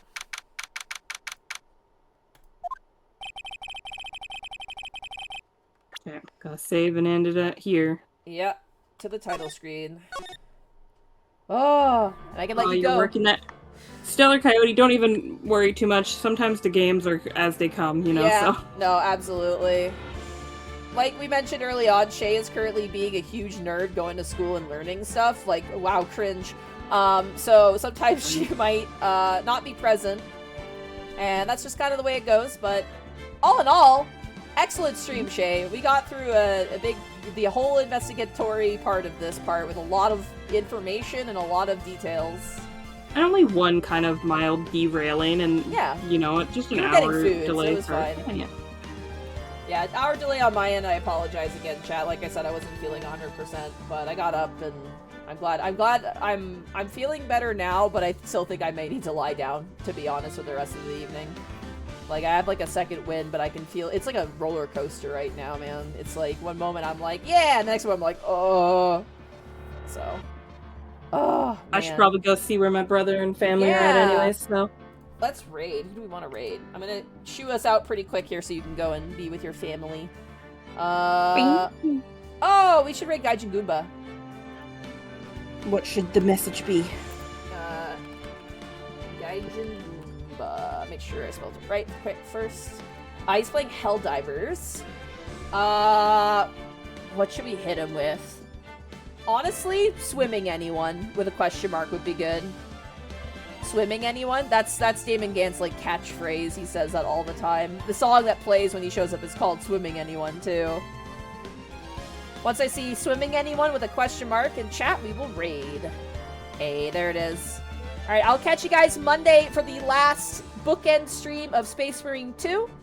And I will catch you guys later. Take care, everybody. Also, read my writing. It's in my Discord. Points finger. And thank you so much for the raids, the bits, the throne gifts. I appreciate it a ton. Y'all have a good night. Good night. Bye.